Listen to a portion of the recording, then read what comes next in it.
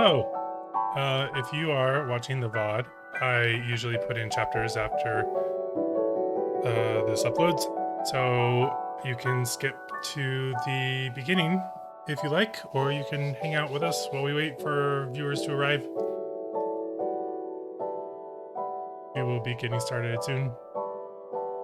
Welcome, welcome.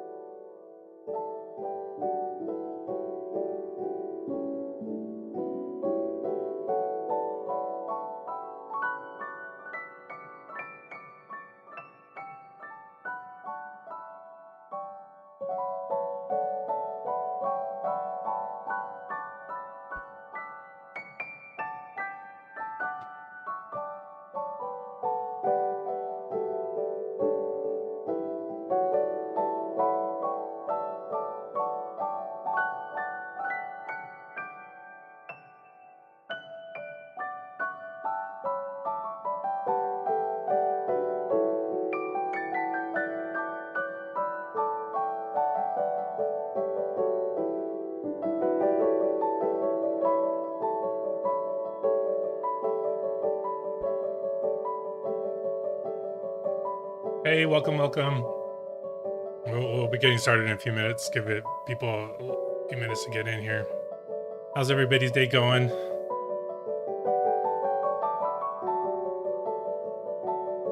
Hey, Kara. Welcome. How's your day going?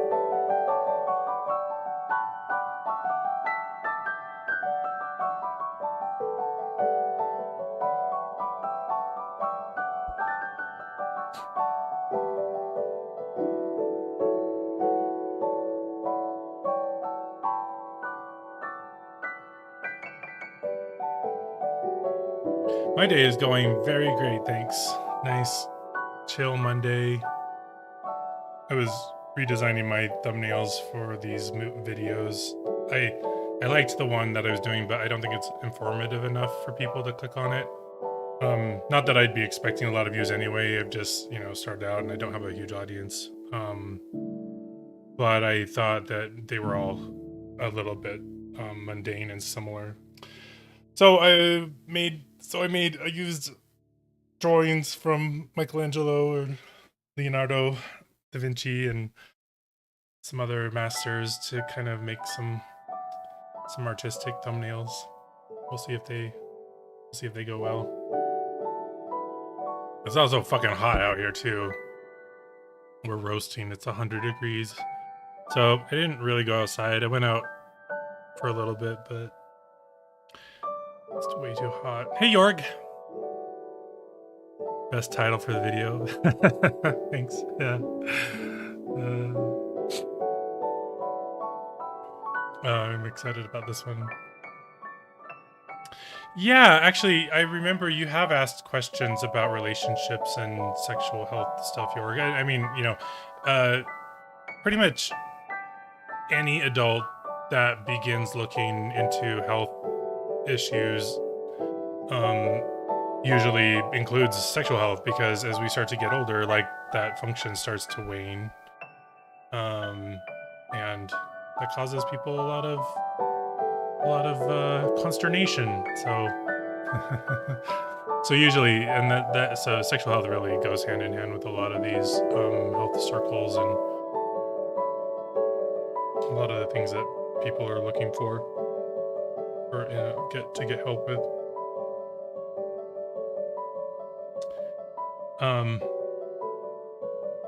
Give it a few more minutes, like one more minute, and then we'll start.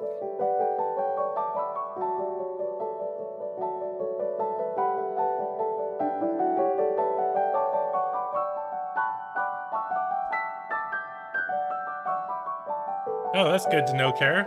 Yeah. Um. Uh. Like I started having that problem. Probably when I was like 34. Um. I sort of stopped having that every morning. And yeah, then after I got my health back, it came back, and it was really nice. I felt younger. I felt young again when that happened. I got it back. Yeah, I mean, well, and it would, like, even for me. I mean, I obviously don't have sex with women, but when I have sex, when I would have sex, and like I started having erectile well, actually, I'll get into that, but yeah, like it undermines your confidence. Well, because like you have this tool, this equipment, and you're supposed to use it when you have sexual intimacy. Of course, you don't need to, but when it doesn't work, it kind of defeats a lot of the purpose. Especially, if you don't have other, skills and strategies to tap into. But also, I mean, it's not as fun. Like, it feels really good when everything's working great, and it kind of takes you by surprise because no one really tells you that it happens. I mean, they certainly don't tell you in maturation class. That's what we call our sex ed class here in the U.S. I don't know what we call it in other places. Yeah. Okay. Well, that's good. We'll get started here. Yeah. So actually, it's great that you guys brought that up because I wanted to start off talking about my history with sexual health issues because yeah, like you guys, I started having erectile dysfunction when I was like 20, 21. It was ridiculous. I mean, I don't know, maybe maybe past generations, had that issue, but a lot in a lot of my research, a lot of erectile dysfunction is directly related to our industrial food system and the lack of nutrients and excess of toxic chemicals and other things like that get in the way that that humans in the past haven't had to deal with before in their diet. And like for young men to have to like start facing erectile dysfunction and sexual dysfunction so early is kind of really absurd. I mean, I don't know my parents' sexual activities. Well, actually I do, unfortunately, because they they don't have healthy boundaries. but like I'm pretty sure that like most men in past generations, you know, didn't have to start dealing with erectile dysfunction until they were in their 50s and 60s. Generally, I mean, there's exceptions to that, obviously, but like our generations have been so plagued by awful food industry and dieting behaviors and all these things that contribute to erectile dysfunction that we started having it before we were even like sexually mature. And like yeah, that can really hurt your confidence. But also I wanted to also mention too, though, like I'm not only talking about male sexual health here. um Women get erections too. The clitoris is actually a substantial organ that most of it is hidden beneath the superficial tissues, but it is it's the equivalent of the penis in women, and it arouses too. And I'm haven't confirmed this. I might be spouting off more than I know here, but I'm pretty sure that women also get morning wood as well. And they, it's just the penis is a lot more obvious and prominent. So when we wake up with morning wood, it's digging into the mattress and kind of obvious. Oh, sorry, a lot of comments might get initially flagged here. But yeah, so I started having erectile dysfunction like in my early 20s, like 2021. It wasn't severe, but it was still noticeable and annoying. And it got worse. And by the time I was 26, 27, it was like a real problem. I mean, and it would and on in addition to that, there were also other symptoms. Like a lot of people that have erectile dysfunction don't only have you never just have that, because part of the problem reason is that sexual arousal and sexual health is directly related to the both the endocrine system and the cardiovascular system. And so the problems that cause erectile dysfunction also originate from dysfunctions with the endocrine system and also cause cardiovascular dysfunction. So you'll often have concomitant symptoms. And you guys, a lot of, if you haven't read my book, but I think most of you here currently have, that like I had an extensive history with depression, and insomnia, and oh god, what else? Like I just had so many metabolic conditions before I was even 30, and then later, I got cancer later.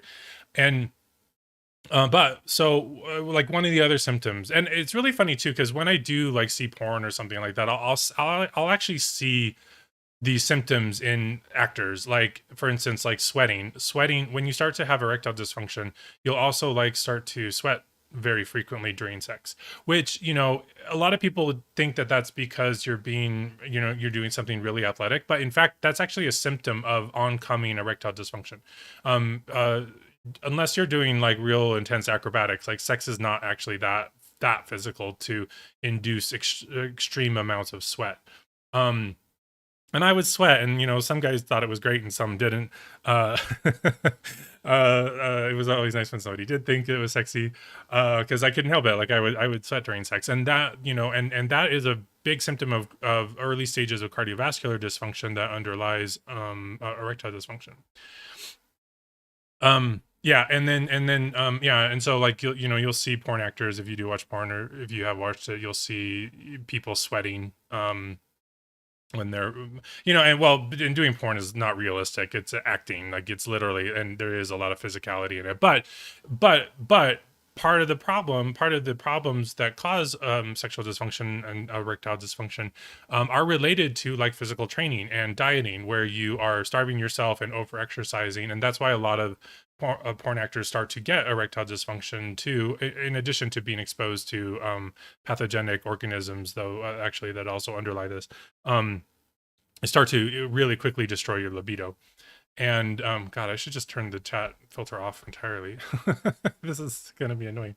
I don't know how to do that easily here.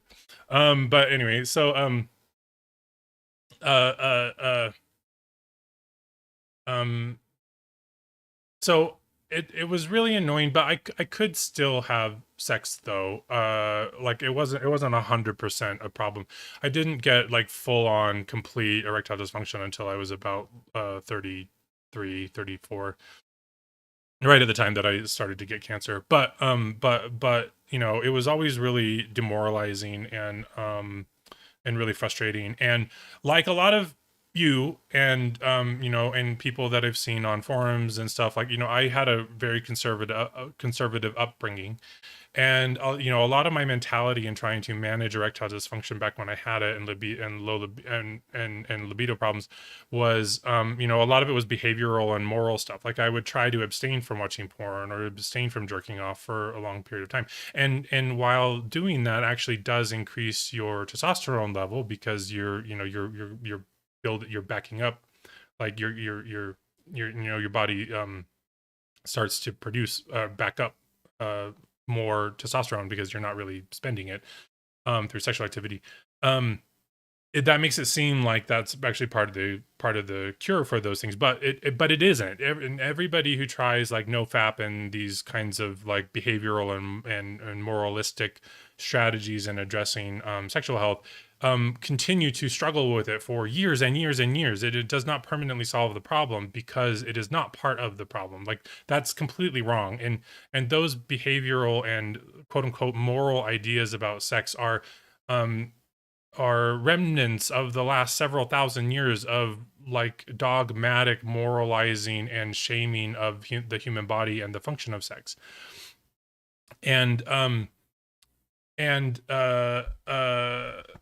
yeah, actually, so your latest comment about how people say it depletes men's sexual energy, like that is a belief that has been held for many thousands of years in very different cultures, where like or similar beliefs to that, um where like sperm was seen as an energy source and valuable, and like finite. And also actually even in women, like there's this stereotype that women's stop produce are have a limited number of eggs when they're born, and they dry up at some point when you get a little bit older. It's completely false. It's completely false. The ovaries produce eggs in the same way that the testicles produce sperm. You have an infinite supply of it. The only thing that happens is when you get to certain ages and your reproductive system starts to shut down, then you do stop producing eggs and sperm, or healthy eggs and sperm. But there's a lot of misconceptions about fertility and sexual health that are completely wrong that people still perpetuate. And a lot of people become exceptionally frustrated because of it too, because it doesn't work. Anyone listening to this has tried. Sorry, Jorg, I can't answer all questions yet. I'll get to the questions at the end, after I do my beginning diatribe. So anyone who's tried NoFap and that kind of stuff knows that it doesn't work. It might heighten your sensitivity and your sex drive temporarily because of the abstinence, but it does not solve those problems in the long term, because that is not how our biology works. Like, nobody with a great libido has a great libido because they are celibate. I mean, it just doesn't work that way. There's lots of healthy people. I mean, and to mention a lot of porn actors, there's a lot of people who do porn who are having sex all the time, and they have raging libidos and perfectly reliable working genitals. And they're not abstaining at all. And and I was talking with somebody, a young man, actually, not too long ago, who was also trying to do abstinence as a way to increase his libido. And he specifically mentioned that when he does avoid porn and doesn't jerk off, that sex is better. But that's a key word. He said better, not it's fixed. Because that's not how our biology works. Like, our biology can create morals, but morals cannot affect biology. It's not a two-way street. Our biology works a very certain way, and it has nothing to do with your sexual behavior. It has everything to do with nutrition and biochemistry and testosterone and estrogen and your blood supply and all of these other factors. So we're going to get into that. So anyway, one of the fundamental foundations of sexual health is the endocrine system, and specifically sex hormones. Now, a lot of people don't understand that cholesterol is what steroids are made from. They're, especially through like what, the 80s and 90s, especially, but you still see it today. You still see some evidence, some emphasis on like cholesterol. If you get sick, you get high cholesterol. And so they'll tell you to like go on a low cholesterol diet and blah, blah, blah. And I don't even understand how that became a thing anyway, because like the cholesterol in our body does not come from dietary cholesterol. There's relatively very little cholesterol in the foods that we eat. Cholesterol comes from our own body making it from substrates like fats and carbohydrates. And cholesterol is the precursor to vitamin D, first of all. So if you really do like eliminate or lower your cholesterol excessively, like, you can impair vitamin D function. But also, most of the steroids are also made from cholesterol as well, and especially sex hormones. So if you and you can actually see this too. Like, if you go on any kind of restriction diet, like if you go on a low fat diet, or you go on a low protein diet, low carbohydrate, not so much, but it can affect it too. But protein and fats are intimately involved in the function of cholesterol and sex hormones. And any man over the age of 22 to 25 maybe, who does a significant low fat or low protein diet, can very, very quickly start to experience transient erectile dysfunction. Um, One of the functions of that, though, actually is also that when you diet, our body locks down the metabolism and turns down high energy requirement pathways like sexual activity.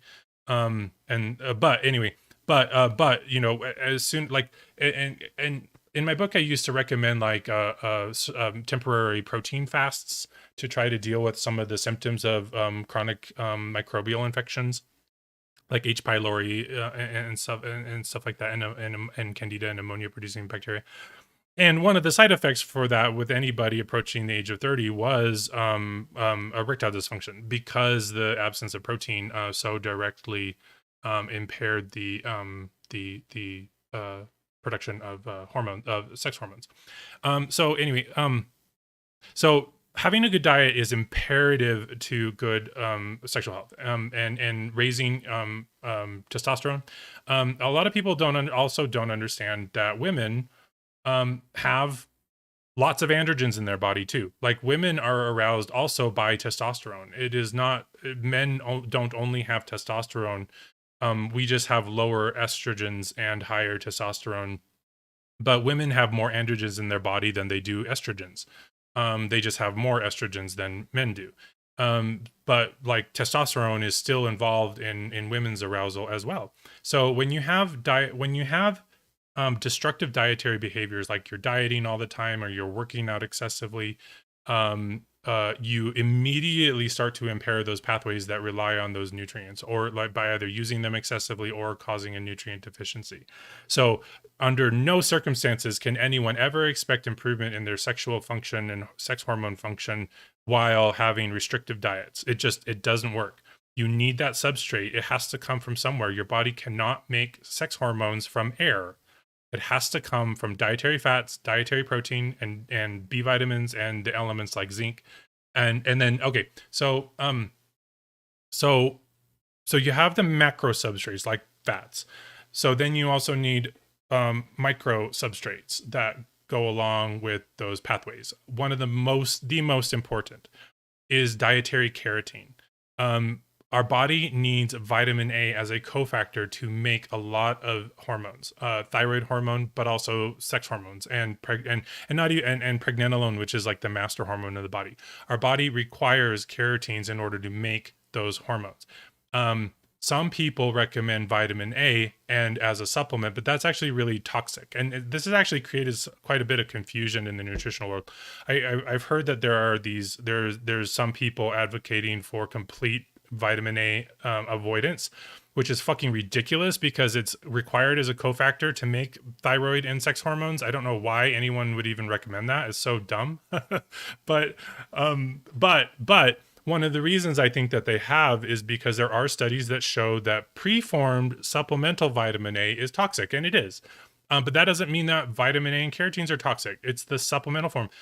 A lot of people don't know this, but vitamin A and carotenes are unsaturated fats, and they can be damaged. Although actually, so one of their functions is to function as a antioxidant in the body. But because of that, they're also vulnerable to oxidation as well. And that's one of the reasons why the supplemental forms are toxic, is because they can become oxidized. And then when they enter your body, they are oxidized form of carotene or retinol or whatever it is. In addition to that, preformed vitamin A is one of the most powerful regulators of iron release from tissue storage in the body. Vitamin D does it as well, but vitamin A is way stronger. And vitamin A and vitamin D in turn regulate the iron regulating hormone in our body called I think it's called hepcidin. Hepcidin. Hepcidin? Hepcidin. Let me look at this. Hepcidin. Yeah, hepcidin. So hepcidin controls the release of iron, and which is in turn controlled by vitamin A and vitamin D, but mostly vitamin A. So if you take a dose of preformed vitamin A, what happens is it immediately stimulates a huge release of iron into your circulation. That iron circulates around your body, and your body then has to manage it because iron is very reactive. And usually it will cause a lot of reactive oxygen species and oxidative damage. Because especially when you have metabolic disease, our body usually accumulates excessive iron and has a lot of problems managing it, especially if you have concomitant chronic bacterial infections, like if you have gum disease or tooth decay. These H. pylori, these microbes love iron. Bacteria need iron even more for their growth than we do ourselves.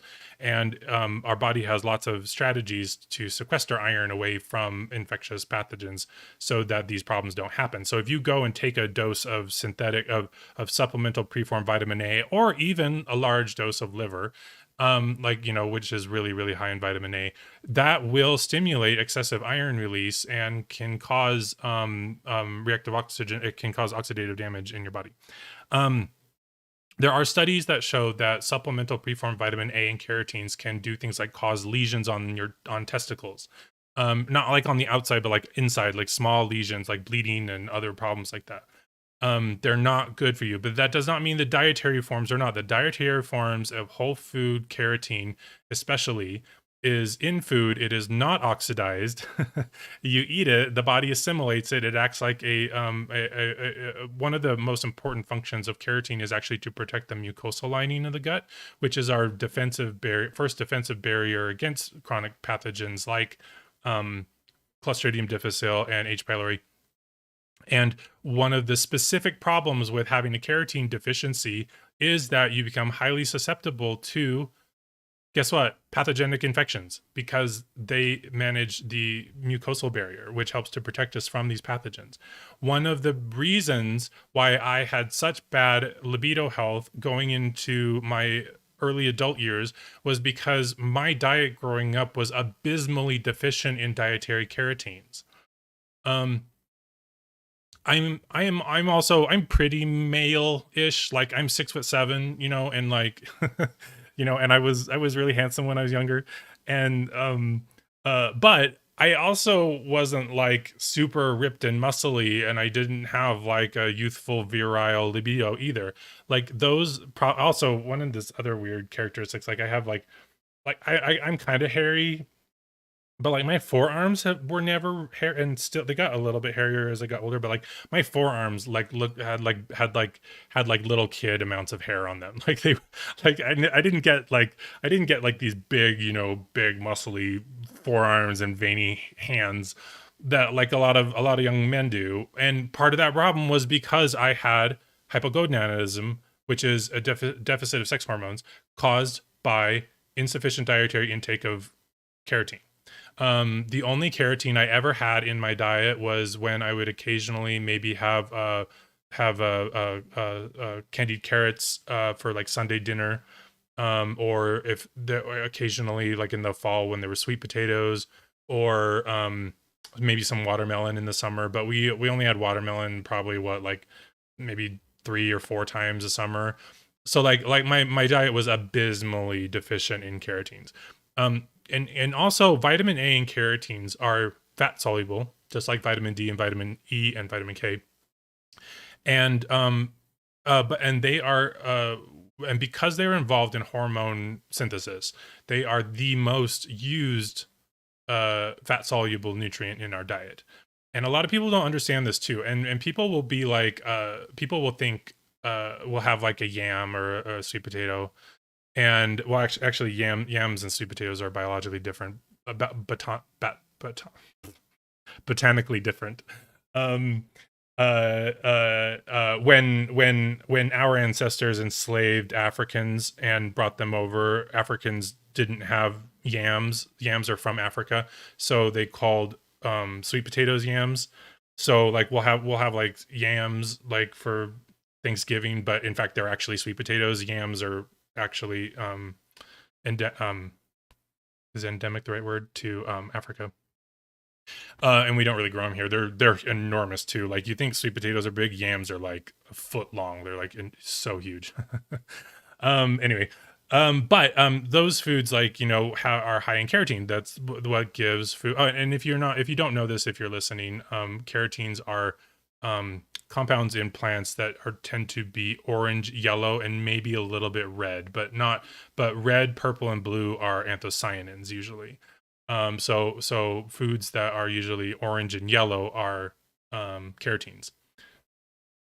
And sweet potatoes and yams are high in carotene.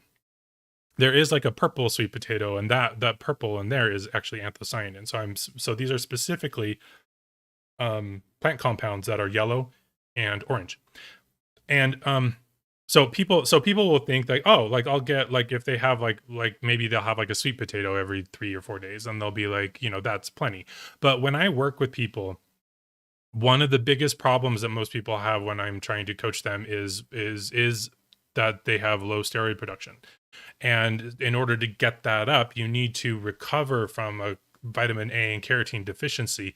And I usually recommend them to eat one piece of high keratin food with every single meal for a few weeks while to get their supply back up. Because especially when you're metabolically ill, like vitamin A and keratin, our body tears through it when you're metabolically ill. Because you're under stress, your body wastes steroids. It needs to make a constant supply of it. And that's one of the reasons why you do get sick, because when you're metabolically stressed, or when you're younger and you're dieting and starving yourself, trying to be lean and fit, you incur a deficit of keratin and vitamin A, and then you stop producing sex hormones. And that's one of the triggers of aging and metabolic disease, is through dieting behaviors that promote that deficiency. So, but in order for our body to use dietary keratins and convert them into vitamin A, we also need zinc for that, and B12 actually. But B12 is not quite as important. It's actually pretty hard to get a B12 deficiency. But zinc is the more important nutrient. And zinc, so usually like having foods that are high in zinc, like clams and oysters, or or a zinc supplement, can really complement that pathway. So that's the foundation of our sex health, is healthy sex hormone function. And it's impossible to do when you're dieting and starving yourself, and when you're deficient in keratins and zinc.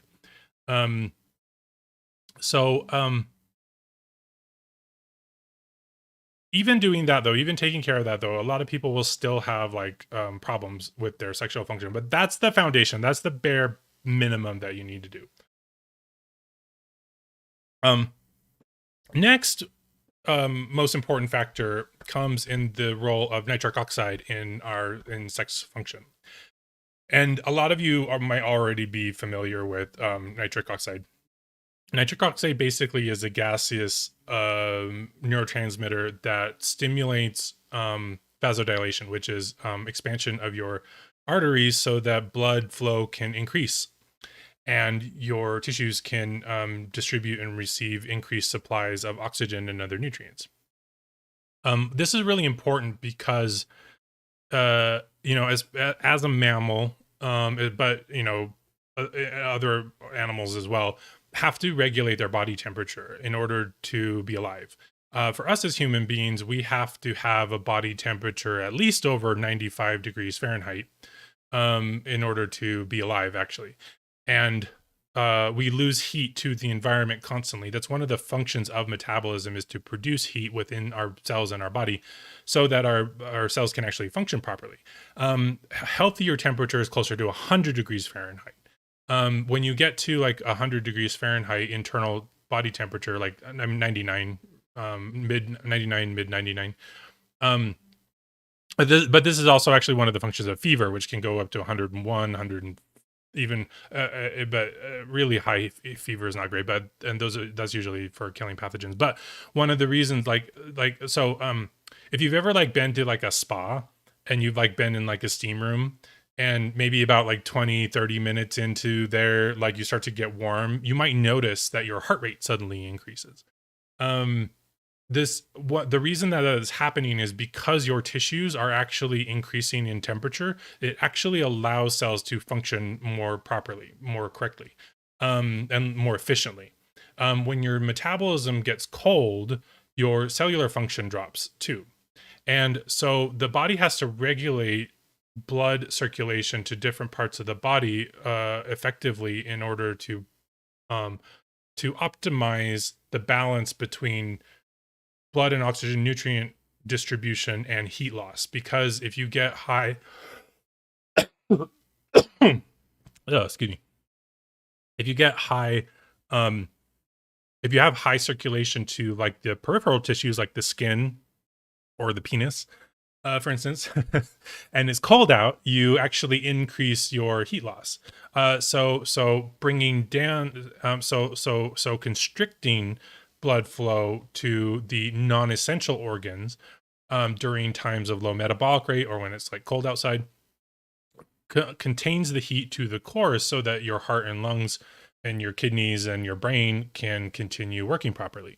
So nitric oxide performs a lot of this function where it actually promotes dilation of blood vessels to increase blood flow to certain areas. This is actually what happens during arousal in both men and women.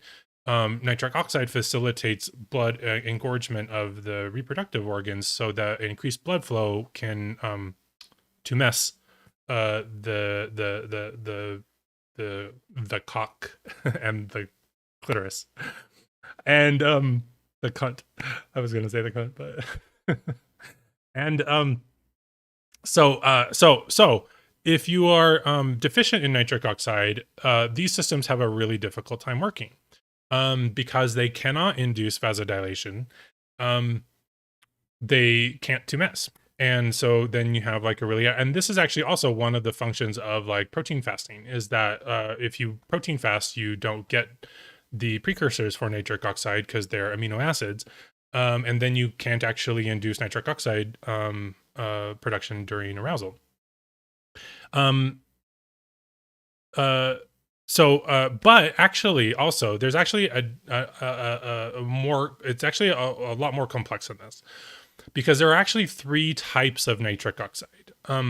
There is inducible nitric oxide, endothelial nitric oxide, and neuronal nitric oxide, which is inside neurons, which isn't as important for these purposes. I think it's neuronal nitric oxide synthase. Yeah.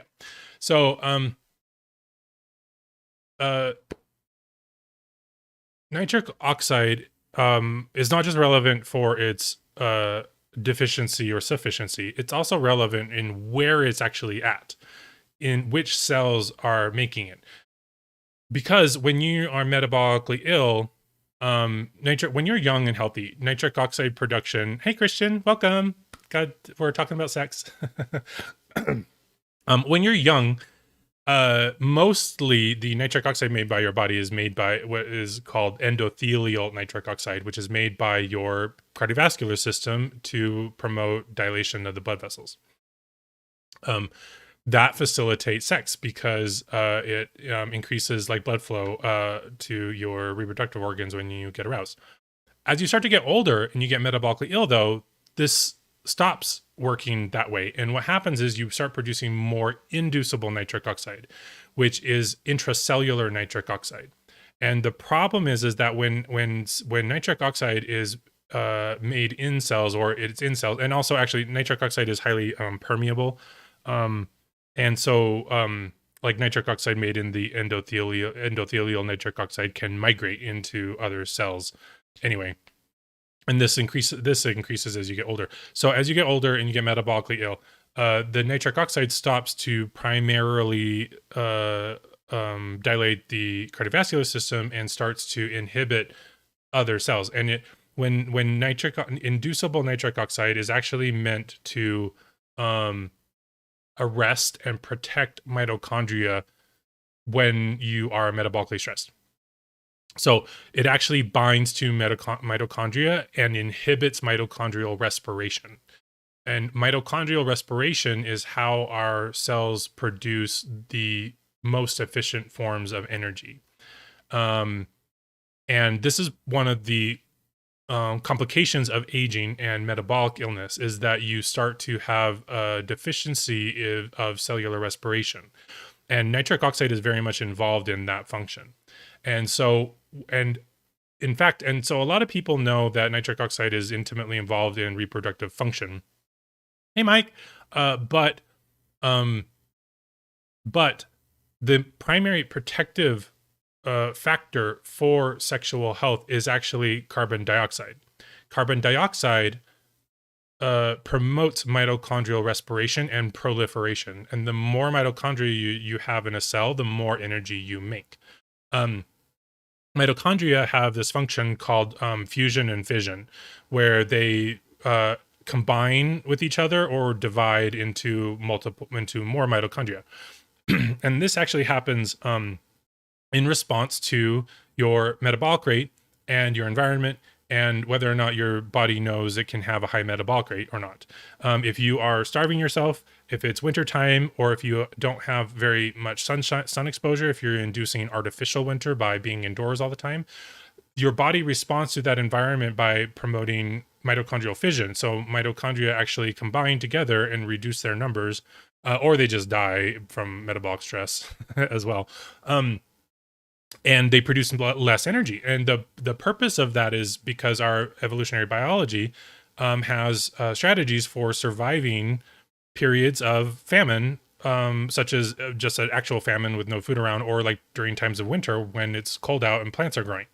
And so as an evolutionary survival mechanism, if you induce that through harmful dietary behaviors, excess exercise, and I mean excessive exercise, like pushing, like I did when I was younger. I was like training with swimming teams, and like I'd wake up at like 5 in the morning to go work out without having eaten before, and then I'd only get about half the amount of calories that I actually needed for my size to survive.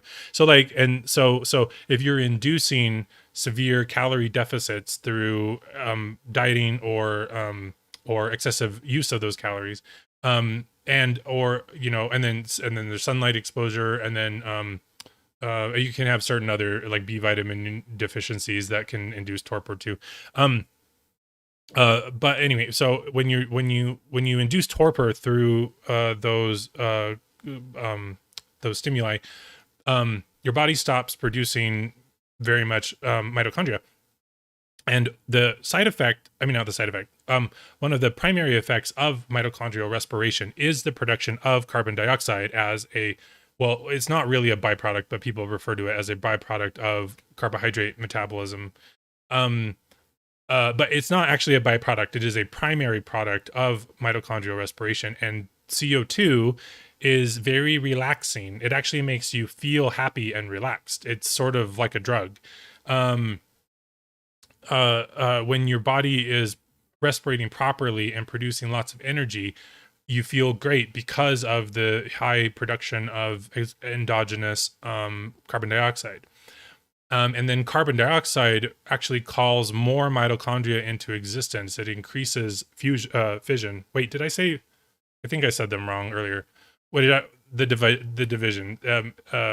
Fission is combining. Fusion is separating. So wait, fusion is together, fission is separate. Whichever it is. So when you have more CO2 and higher metabolic respiration, you produce more mitochondria, and then when your metabolism falls, you have less. And so one of the functions of nitric oxide is to actually inhibit mitochondria during metabolic stress in order to protect them from being damaged. But that also inhibits their respiration and their production of carbon dioxide. And this process increases as you get older and you have more metabolic stress and you get pathogenic infections and you have sunlight deficiency. Sunlight directly knocks nitric oxide off of mitochondria. Specifically, the nitric oxide attaches to and inhibits our respiratory enzyme that's in mitochondria called cytochrome oxidase. And sunlight directly directly knocks nitric oxide off of cytochrome. Also, thiol antioxidants like glutathione do this as well. They remove nitric oxide. So actually, like a deficiency of glutathione as you get older promotes increased inducible nitric oxide inhibition of mitochondria. And a lot of people will hear that and think, oh, I'll just go buy some glutathione. No, that's not how it works. That isn't how it works. The glutathione deficiency is usually caused by infection with hydrogen sulfide producing pathogens. If you have halitosis, or any kind of gum disease, or, bloating in your gut, and bad digestion, you have these bacteria and they consume our sulfur in our body. From cysteine and methionine, and they produce hydrogen sulfide as a result. But thiols are made from cysteine, and so and they can consume our thiols as well. Especially the oral bacteria really consume thiols. They produce like for instance I think it's treponeme identical, is a high producer of methylmercaptan in the mouth, which is a mercaptan is just another word for thiols. So anyway, but also, by the way, our steroids, our sex hormones, also need to be sulfated in order to be distributed through the body effectively. And sulfate is made from dietary. Well, you can get dietary sulfate, but you can also, but primarily it comes from the transsulfuration pathway and the sulfurous amino acids. So, so as you age and you get metabolically ill and you get older, nitric oxide tends to inhibit mitochondria because of a deficiency of factors that in turn inhibit that, which are primarily sunlight. Sunlight is like the biggest one. It's just like the hugest one. Like if you have a sunlight deficiency and your metabolic rate tanks, it's a lot of it has to do with nitric oxide inhibiting mitochondria. It's one of the reasons why like I recommend daily that a minimum, as to be healthy, we need at least 2 hours of direct sun exposure to unobstructed skin a day to be healthy, and anything less than that is part of the reason why you're metabolically ill. I'm not promoting getting sunburn. You do not need to go out and get your 2 hours right at high noon, in the middle of the summer. You can go out and get direct sunlight at 8:30 in the morning if you want. Like that would be great. That's good sunlight exposure. Just it's for the amount. And a lot of people talk about sunlight in terms of the wavelengths and all that and blah blah, and those are important. But the major function of the sun, which cannot be replicated by artificial lights, is the intensity. The amount of energy that comes from the sun really is a big factor in that. And you can't replicate that with like artificial lights. I do recommend artificial lights a lot, but they're a supplement for getting normal sunlight exposure. They are not a replacement for it. And all that like artificial light can do is like help you from going crazy during like the wintertime. And it just holds you over until you get out. That being said too, actually, like winter time is not that stressful on our body. Like we have evolved over millions of years to have like really good wintertime survival strategies. But if you're metabolically ill, wintertime, because of the sunlight deficiency, can be extremely stressful on your metabolism. And so then resolving it with getting lots of sunlight when you can, and then using bright artificial light can help with that. But anyway, so like sunlight deficiency and dietary deficiencies promote the nitric oxide inhibition of mitochondria. And if you are having metabolic problems and you say, for instance, take pre-workout or other nitric oxide products, that only increases the inhibition of your mitochondria. I tried nitric oxide, pre-workout pump stuff when I was like, how old was I? I think I was like 29. No, I was like 30 when I first started that. Oh, and that's like, and I started like, that's after, that's not the primary reason, but that was around the time that I started to get really sick too. Excuse me, my mouth is dry. I remember taking it and starting to feel really weird. Like one of the symptoms of, and also, and actually, and I meant to mention this too. So, erectile dysfunction medicines function in this way too. A lot of them, most of them, inhibit enzymes that degrade nitric oxide. So they actually increase the quantity that is circulating in your body and for longer periods of time. And so like at this time, like when I was sick, if I like, and my old partner had access to like, black market, Cialis, and, gave me some. And also the pre-workout that I would take, when I would take it, I would feel really puffy. And then I would get really bad bags under my eyes, almost like they were inflating. And my eyes felt heavy. And I also felt sort of anesthetized, and I didn't really like the feeling, so I didn't really use them prolifically. But when I started getting really sick, and I finally started doing all this work that I've been doing on health and biology, my personal experience validated all of these things that I started learning about the human body, and even things that aren't in studies. And like for instance, like CO2 being directly the protector of the reproductive system. I don't remember, because I did this research like 8 years ago, but but I'm pretty sure that there aren't studies that directly link CO2 specifically to protection of the reproductive organs. But the reproductive organs are human tissue, and CO2 directly protects mitochondria, and mitochondrial torpor very strongly promotes atrophy and aromatization. So, like, for instance, in men, when you start having metabolic disease and you start to gain weight, and maybe if you get really sick, you start to develop gynecomastia, which is where you're, because also, I don't know, a lot of people just for some reason don't know this either. Like, men have mammary glands. Like, we have mammary glands behind our nipples, just like women do. And and gynecomastia is when they start to get activated because there's you get so much circulating estrogen, and that increase in estrogen is actually the aromatization of testosterone, and it actually also happens primarily in the testicles, because when the testicles start to become hypoxic and atrophy because they're not producing enough CO2, they start to increase the aromatization of testosterone into estrogen. And this is not an aberration. This is how the body is supposed to work.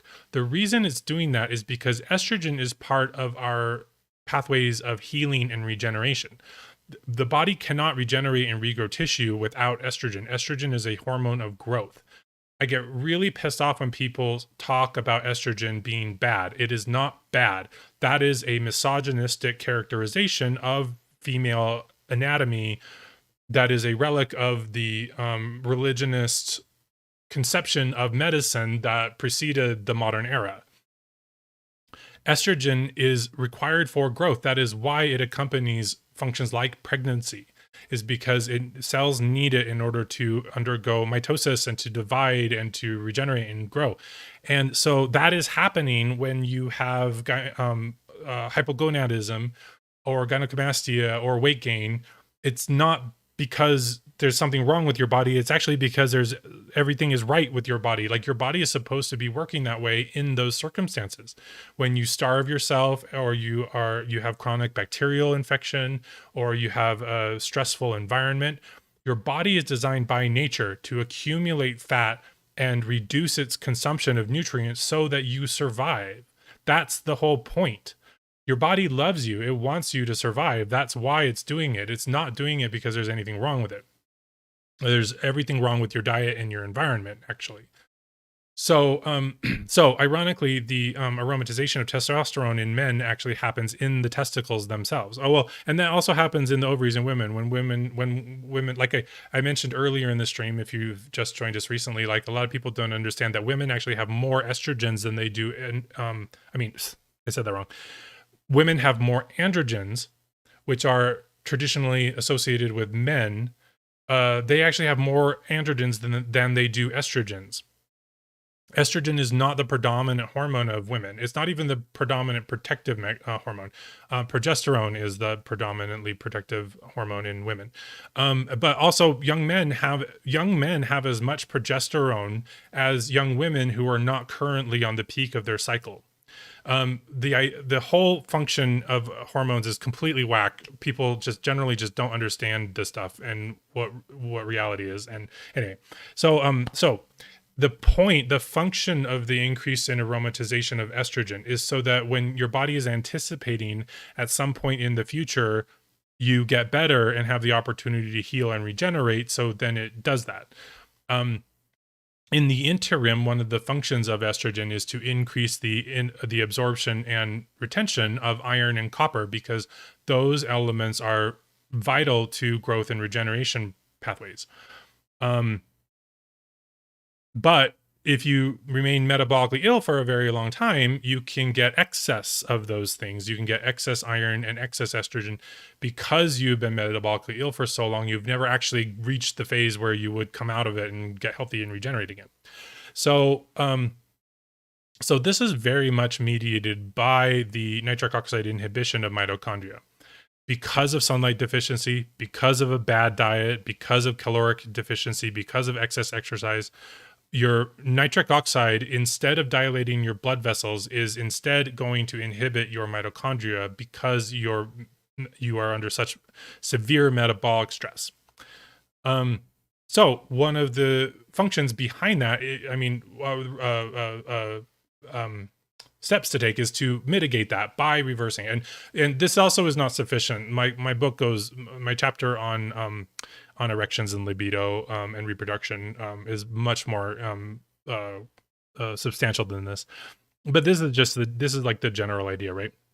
So if you restore your metabolism and eat a good diet and get a good environment going, like enough sunshine and stuff like that, um, you can reverse that inhibition of mitochondria by nitric oxide and promote more endothelial nitric oxide, which in turn gives you better boners. And also, like, and for women too. Excuse me. My cystic fibrosis starts to act up when I talk for long. So and because women get boners too, they're just smaller. And I mentioned earlier too, like a lot of people don't understand, like the clitoris is actually a fairly large organ. Most of it's hidden beneath the surface though, and it's anchored to the pelvis and it gets engorged as well. And so so if you promote endothelial nitric oxide and help reduce inducible nitric oxide, you not only increase your metabolic rate, you also increase your sexual health. And this is also extremely relevant to reproduction and fertility. In fertility, most people mostly think of women because women carry the baby.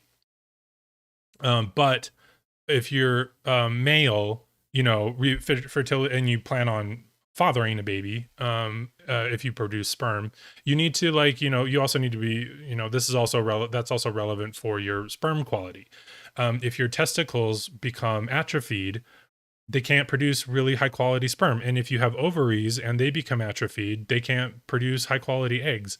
Or the whole pathway from going through the fallopian tubes and all that too, like, and also, like, and this is also relevant to conditions of the reproductive system in women, like endometriosis.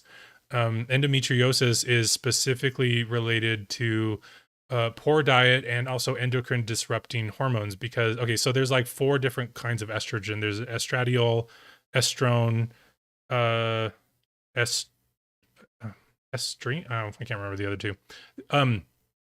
But there's 4 different types of estrogen, and they all have different functions. And when you get exposed to like toxic endocrine disrupting chemicals, like, I don't know the specific ones, but just generally, there's a lot of endocrine disrupting chemicals in our environment. There's antibacterial soap, and there's like chemicals on furniture, and there's chemicals on your clothing that you buy. That's it for, so it's like, fire resistant, but also like non-wrinkle. If you ever touch like a fabric and your fingers feel sticky afterward or weird, like, that is an endocrine disrupting chemical that's on that. That's why it makes your skin feel strange after touching it, is because it is fat soluble and it penetrates into your endocrine system. And so exposure to toxic endocrine disrupting chemicals, but also dietary stress and insufficiency, can shift the production of these hormones and cause problems like endometriosis, which is really painful, but also inhibits fertility. And but it's also pretty easy to reverse. Like, all you have to do is fix your diet, stop dieting and starving yourself, get plenty of sunshine, and also supplement progesterone. And progesterone will vary greatly, because progesterone. Okay, so earlier I mentioned too that the function of estrogen is as a growth hormone. But if you're a grown woman, you don't need to continue growing anymore, right? Like, a lot of estrogen is not really helpful if you are fully grown already. Progesterone actually protects a woman's body from a lot of those specific effects of estrogen, so that women can grow a baby without having the other parts of them growing while the baby's in there, right? And so and progesterone does that. That's the function of progesterone. Progesterone actually helps to protect cells from the inappropriate effects of estrogen when there is high estrogen. And it's the whole point of having a cycle, and the way the hormones work in the cycle, and that can be deranged by exposure to toxic chemicals, or even, like, birth control sometimes. One time, one of my sisters got married, and her she was a newlywed, and I found her crying one day, and I was like, what's wrong? And she started telling me this long story, and she felt really bad. She'd been mean to her husband and blah blah blah. And I was like, and it was uncharacteristic behavior for her.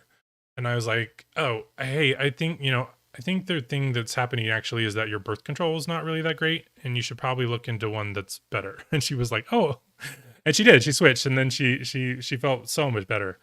But anyway, so the wrong kind of birth control can like contribute to those kinds of problems as well. I help a lot of people that are trying to get pregnant and having fertility problems. One time I was helping a couple for a while, and we weren't really making very much progress. And come to find out, they found out later that they actually had several STDs, chlamydia, and something else, and those and infection with STD causing microbes can very greatly disrupt your endocrine health. But also oral pathogens like the hydrogen sulfide producing bacteria that I talked about earlier, Porphyromonas gingivalis, and the others that infect your gums. Those can strongly disrupt reproductive functions. There's studies that show that infection with Porphyromonas gingivalis increases the chances of spontaneous abortion, which is miscarriage. Um, so there's a lot of those factors. And part of the reason that happens too is because those microbes gain direct access to our cardiovascular system, so they become distributed throughout the whole body. They're not just in your gums. If your gums bleed or are very red and inflamed at all, those bacteria are having access to your cardiovascular system. And oh, my streaming program just crashed, but I think the stream is still going. Okay, is the stream still going? Can you guys still hear me? It tells me that an error occurred, but don't worry. If you're streaming or recording, it's still happening in the background. Okay, so I think the stream is still going. So okay, so we were talking about reproduction, fertility. Oh yeah, and the same principles apply to getting pregnant. Okay, great, good. I'm getting glad. That's annoying. So fertility functions on the same function I was talking about with like arousal and libido. The inhibition of mitochondria by nitric oxide or poor diet or lack of sun exposure, anything that interrupts mitochondrial respiration impairs fertility as well, and in both men and women, and all sexual function, because the organs like the ovaries and the testicles and the uterus that rely on healthy mitochondrial function cannot do so. So they end up being insufficient producers of the sex hormones that regulate these things. So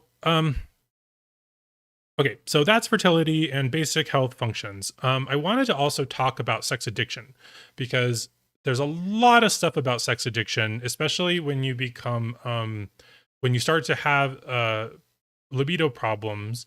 They often it is often accompanied by behavior that is characterized as sex addiction. But guess what? There actually is no such thing as sex addiction. It's not a thing. It's just not a thing. What people who feel like they're addicted to sex is, it's actually okay. So it's actually a biological function. It's actually on purpose by your body, and that's one of the reasons why it feels like an addiction, because it's very often, I call it sexual compulsion. Like you feel compelled to engage in sexual activity. When the body becomes metabolically ill, it and this results in excessive production of inducible nitric oxide, which inhibits the mitochondria. That is not a state of the human body that we evolutionarily would have survived for very much longer. The stresses that cause the mitochondrial inhibition of the nitric oxide inhibition of mitochondria usually accompanied severe jeopardy to us as evolutionary human beings. They would come from things like famine or disease, or like really bad competition with other groups of humans. They were not things, because as evolutionary human beings, we never had sunlight deficiency. We were running around naked under the sun. Even when we started being cavemen and putting on clothes, we were outside all the time. I mean, outside is where we did all our hunting and all of our gathering. We would find shelter in caves, but we didn't build structures. We as human beings were under the sun almost all day long, no matter where you lived on the earth. And sunlight is one of the biggest regulators of the nitric oxide inhibition of mitochondria. It's the primary factor in the nitric oxide inhibition of mitochondria is sunlight deficiency.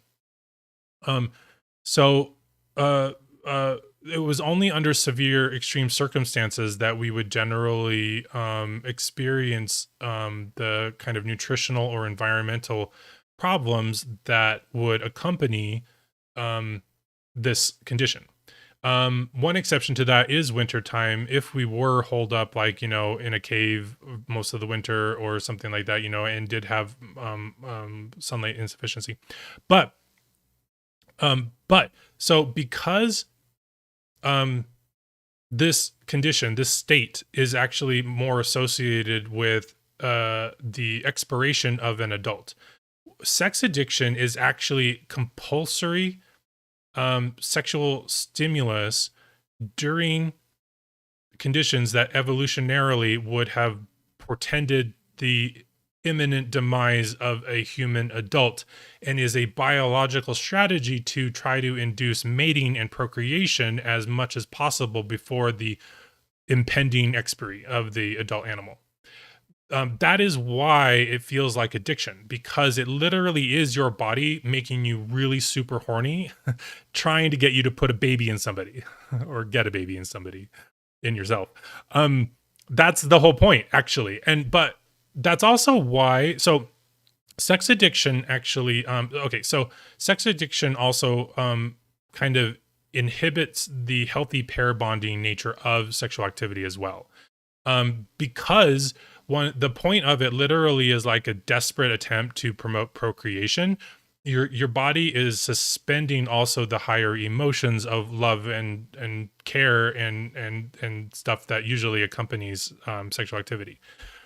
And that is why, like, when you suffer from sex compulsion, you don't feel satisfied from sexual activity. And very often you can actually feel depression, because depression accompanies metabolic torpor that is achieved by the nitric oxide excess that inhibits mitochondria. And you're also in this metabolic state. Remember earlier in the stream, I said that, like, CO2 production makes you feel relaxed and happy. And during this state, you're producing insufficient quantities of carbon dioxide in order to feel healthy and happy. And part of the reason why negative experiences accompany sexual compulsion is because of the negative metabolic state that your body is in, while that is causing this problem in the first place. And it directly inhibits the pair bonding nature of sex. So people who are quote unquote sex addicted are compelled by their body to engage in sexual activity. Now, mind you, whether or not you actually do the things that is compelling you is your decision. That is not that is not what we're talking about here. Cheating and lying is abhorrent, and that is your own moral decision to do that. You could just break up with your partner and be single and slutty. You don't have to lie to people, that's on you. But I understand, the social, a lot of people's social conditioning has failed to empower them with skills that could handle these situations effectively. But if you suffer from sexual compulsion, like, one of the reasons that your interest goes astray is not satisfied by the presence of a partner is literally because it is a last-ditch effort by our human biology to try to get you to just make as many babies as possible before you die. In another stream, I think it was the last stream actually, I mentioned that our evolutionary biology does not care about us as individuals. Like, the entire purpose of our human biology is to perpetuate humanity, not us as individuals. That's often why our biology or metabolic functions can often seem antagonistic to our best interests, such as in this case. It is not in your best interest to go cheat on a partner or get someone else pregnant or contract STDs. Our biology does not care for you as a person. It is trying to get you to perpetuate the species. But now that there are, almost 8 billion people on the planet, that's not necessary anymore. But the reason that you're suffering and you feel so shitty all the time is because your metabolic rate is in the toilet. You probably have severe sunlight deficiency. In fact, every single person that I've ever known or treated that suffers from sex compulsion has chronic sun deficiency. Like, they just are not getting enough sunshine. And remember, I said, as a human being, we require at least 2 hours of direct, unobstructed sun exposure to the skin every single day. And anything less than that is a deficiency. And again, if you didn't hear this in the beginning, that doesn't mean go out and get sunburned. Don't get sunburned. I'm not saying sunburn. Like, you can get the sunshine in the morning and later in the day when it's cooler or less direct. But that amount of sun exposure reverses the nitric oxide inhibition of mitochondria. And so one of the reasons that our body responds to light in that way is that when light is available, it also indicates that it's summertime and there's a increased likelihood of food around, plants growing. So raising the metabolic rate and addressing these nutritional deficiencies, eating enough calories in food. And in my book, I really go into a lot more detail on how to reverse the tendency to produce inducible nitric oxide at the expense of endothelial, and how to promote endothelial. And that also can make your sexual function better, like bigger erections, longer lasting erections. One of the states of stress that induces. Okay, so then we also get into more specific problems, and you guys have asked a few of these in the chat, about stamina and performance anxiety and those kinds of things. Problems with stamina during sex and performance anxiety, like for men, and I want to be clear again too, women get these same problems too. Like, women boners are also affected by the very same dynamics of nutrition and environment and cardiovascular health that facilitate these things. But because women don't have a very prominent erection, a lot of times it's neglected or trivialized because a vagina can be penetrated regardless of whether or not you're aroused. So your sexual desires and ability is often maligned or marginalized just because it can be by people who aren't, and because the medical profession has been dominated by men for the last several hundred years who didn't even get. I mean, Jesus Christ, they used to think that there used to be doctors that had like vibrators for women were invented by the medical profession because they believed, and were probably also exploiting women, that if you masturbated a woman, it would help relieve her hysteria. Basically, like, you were just saying that her husband's not doing it for her and she's not getting off, so I can go to a doctor and get off, and that'll help a lot. And of course it did, because sex is healthy and fun and makes you feel great, and it's ideal if it happens with a partner that you love, and that's even better. But anyway. But performance anxiety and those other things also happen, and these problems that also happen in women, and when women start to experience the same metabolic stress that causes erectile dysfunction in men, sex starts to become unpleasant because you can't feel it really. It doesn't feel like anything. You start to dry up, and there's all these other problems that accompany it, and that makes sex unfun anymore. And it also eliminates your motivation to have sex in the first place, which is fine if you don't want to, but but a lot of lack of desire for sex actually originates from a deficiency in sex hormones. And because sex hormones also do other things for our health, like protect our metabolic health as an adult, you can develop a lot of other conditions too from those hormone deficiencies that have nothing to do with sex. Um, but anyway, so performance anxiety and problems with stamina, where like you might get aroused early in an encounter, but then have difficulty maintaining an erection or arousal, is because of a lot of other metabolic stresses that cause problems with your blood volume. So I often talk about, or in my book, I talk about the difference between blood volume and blood pressure, mostly especially in the medical industry and online health people and stuff. You hear a lot about blood pressure and cardiovascular health, but one of the most important factors for blood pressure is actually blood volume. And one of the reasons that blood pressure increases as you get older is because your blood volume actually decreases.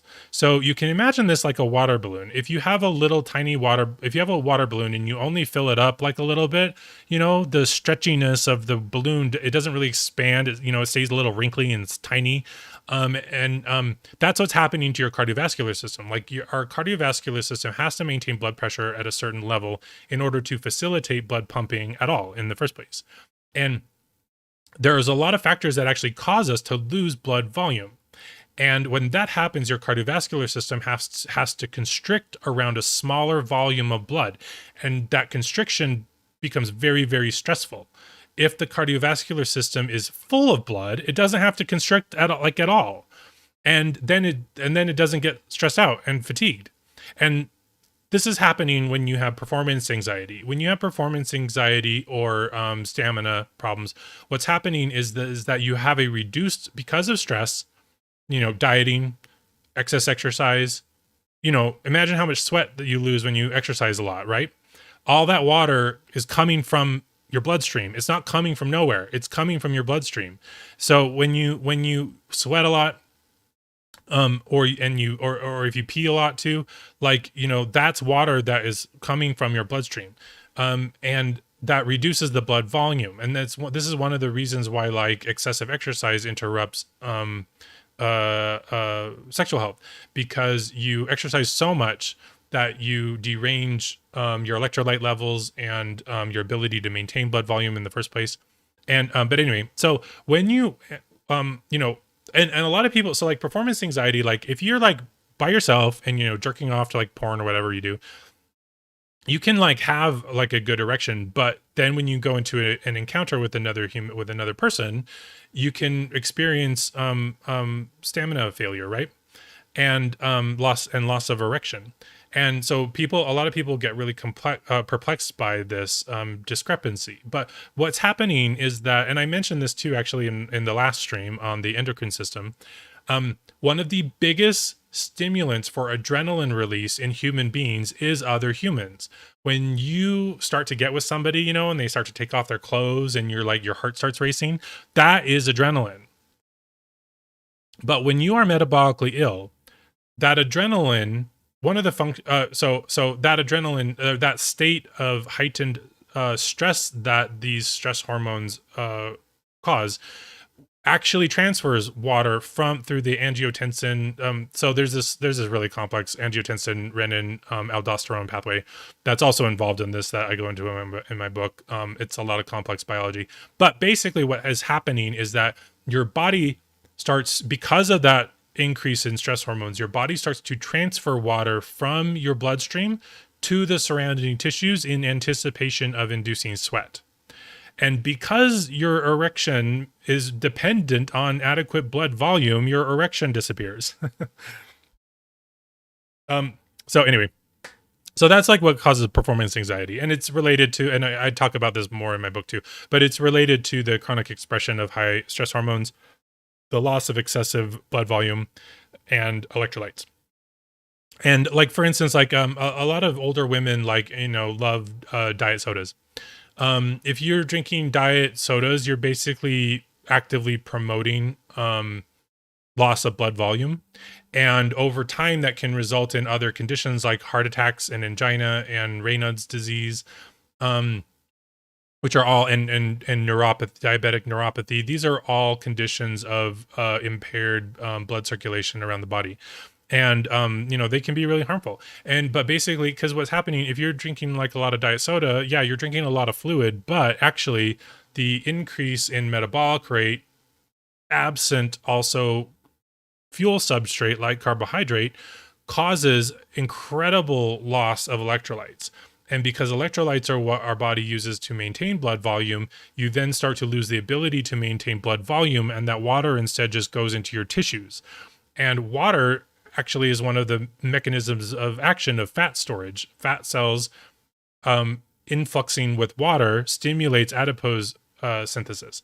And and it's one of the ways in which our body keeps water away from the internal organs, because if the internal organs swelled with water, they would stop working. So our body redirects that water out toward fat.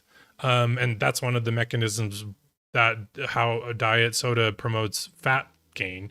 But that same mechanism is also causing deficiency in blood volume. So then your cardiovascular system has to contract around less and less fluid. And that also, by the way, increases the viscosity of the blood and increases the likelihood of clots and strokes and stuff like that.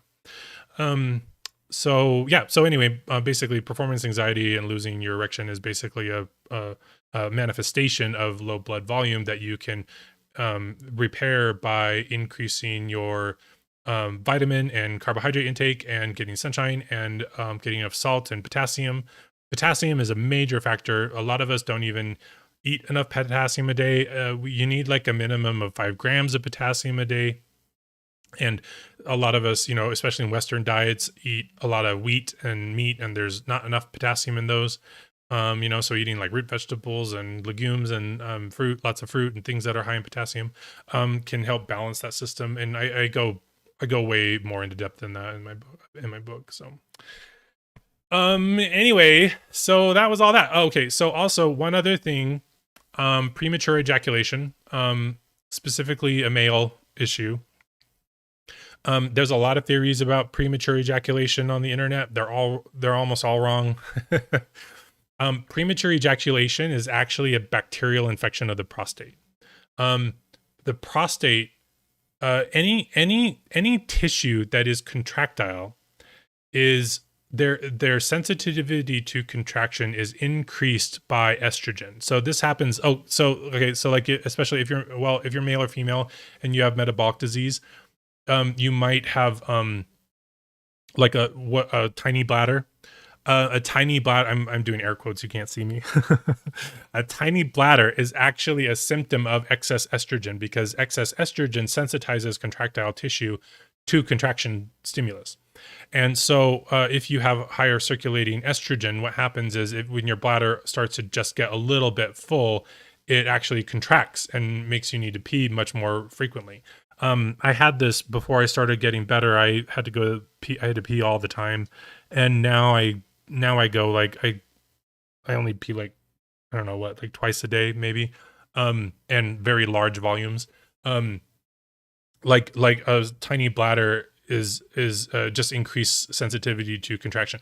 This same thing happens to the prostate when you're male. When you have premature ejaculation, your prostate is infected with bacteria that is producing things like lactic acid and endotoxin that increase estrogen, and that estrogen then is making your prostate much more sensitive to contractile stimulus. So, and I talk about this in my book too, but it's really easy to cure. You just need to do like a single daily aspirin and increase your metabolic rate, and that will resolve the infection, as well as decrease your aromatization of testosterone into estrogen, that is also promoting the contraction sensitivity. Maybe a little bit of niacinamide might help with that as well. And then you won't have premature ejaculation anymore. It's so stupid. Like the information on premature ejaculation that's behavioral is so dumb. Like, your prostate is an organ. It is literally an excretory organ. Like it's not influenced by your behavior. Like, it's biochemical. Like it contracts when chemicals are released and things happen in the gland. It has nothing to do with like whether or not you're jerking off. Like, Jesus Christ. Anyway. I think I covered everything I wanted to cover. Okay, so we can talk about things you guys want to talk about. I'll scroll back up. The questions have been asked for a long time, so they appeared a long time ago if you're watching the VOD, but I'll see let's see. Okay. Oh, Care, remind people to comment as well. That helps algorithm. Yes, thank you. If you comment on the videos, that actually for some reason increases the algorithm. So that helps my videos. If you like, subscribe, and comment, all those things actually help boost the recommendation for the video for my work. And if you've been listening and you're not following, please subscribe, and you'll get notifications when I go live. And also I tend to post on Twitter as well, and those links are below the video here. Okay. Yes. Oh yeah, Care, you mentioned morning wood has come back since doing wheat free and Swiss cheese before bed. Yes. So common wheat promotes erectile dysfunction because it's very inflammatory, and anything that is inflammatory will promote aromatization of testosterone into estrogen. So you want to, and also induce torpor, which includes induces nitric oxide inhibition of mitochondria. Also actually, guess what too? I didn't even talk about this. A lot of people supplement melatonin, but melatonin is one of the most powerful inhibitors of sex hormones that you can possibly get. There's a lot of crazy people online, that are really hating on like transgender people right now. And I'm really sorry too. I thought a lot of my language was not inclusive to transgender and non-binary people. But I'm basically just talking about testicles and ovaries. Use those interchangeably when I'm talking about male and female. Melatonin. So they, people will like scream at you and say that you're poisoning children, and that puberty blockers are toxic. And what the fuck do you think happens before you hit puberty? Like, your body is producing puberty blockers before you reach puberty. Like, that is what pre-puberty is. And one of those hormones is actually melatonin. Melatonin is actually in large part responsible for the inhibition of sex hormones in children. Otherwise, children would go through adolescence and puberty much earlier than they do. Melatonin functions as a sex hormone blocker. And if you're supplementing melatonin, to deal with sleep issues, the reason that you're also having metabolic and libido problems surrounding that is because melatonin blocks sex hormone production. And if you use it in excess, you can like really cause yourself a lot of problems. That's also one of the reasons why sunlight deficiency promotes hyposteroidogenesis or hypogonadism, is because deficiency of sunlight raises melatonin as a mammalian hibernation response. But we as humans also actually have an anti-hibernation response that involves adrenaline increasing concomitantly with high melatonin production. But that's one of the reasons why that's one of the mechanisms behind sunlight deficiency causing problems with libido and sexual function, is because it promotes high melatonin. So if you're taking melatonin, you're actually disrupting your endocrine system, and you need to stop doing that.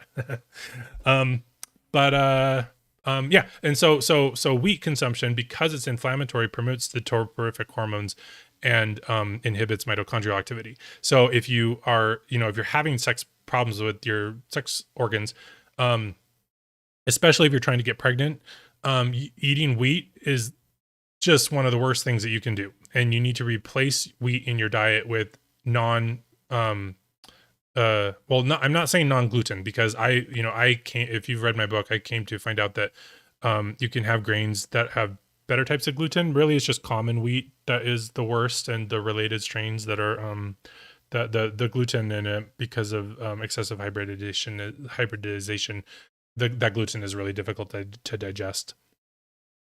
So having like spelt or einkorn or replacement stuff and avoiding wheat can go a long way toward raising your metabolic rate and restoring normal steroidogenesis. And then the Swiss cheese is full of probiotic bacteria that are specifically helpful for things like that. For instance, it contains propionic bacterium, which produce propionic acid and also butyric acid, and those also help increase steroidogenesis. Like those are our body needs butyric acid to use vitamin D, and those help regulate an increase in like testosterone production, for instance.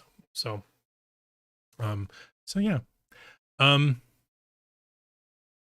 yeah, so okay, so some of you guys were talking too about your confidence and insecurity surrounding sex function, and this plays into a lot of internet culture, like like no fap stuff and moralizing about masturbation and its biological implications.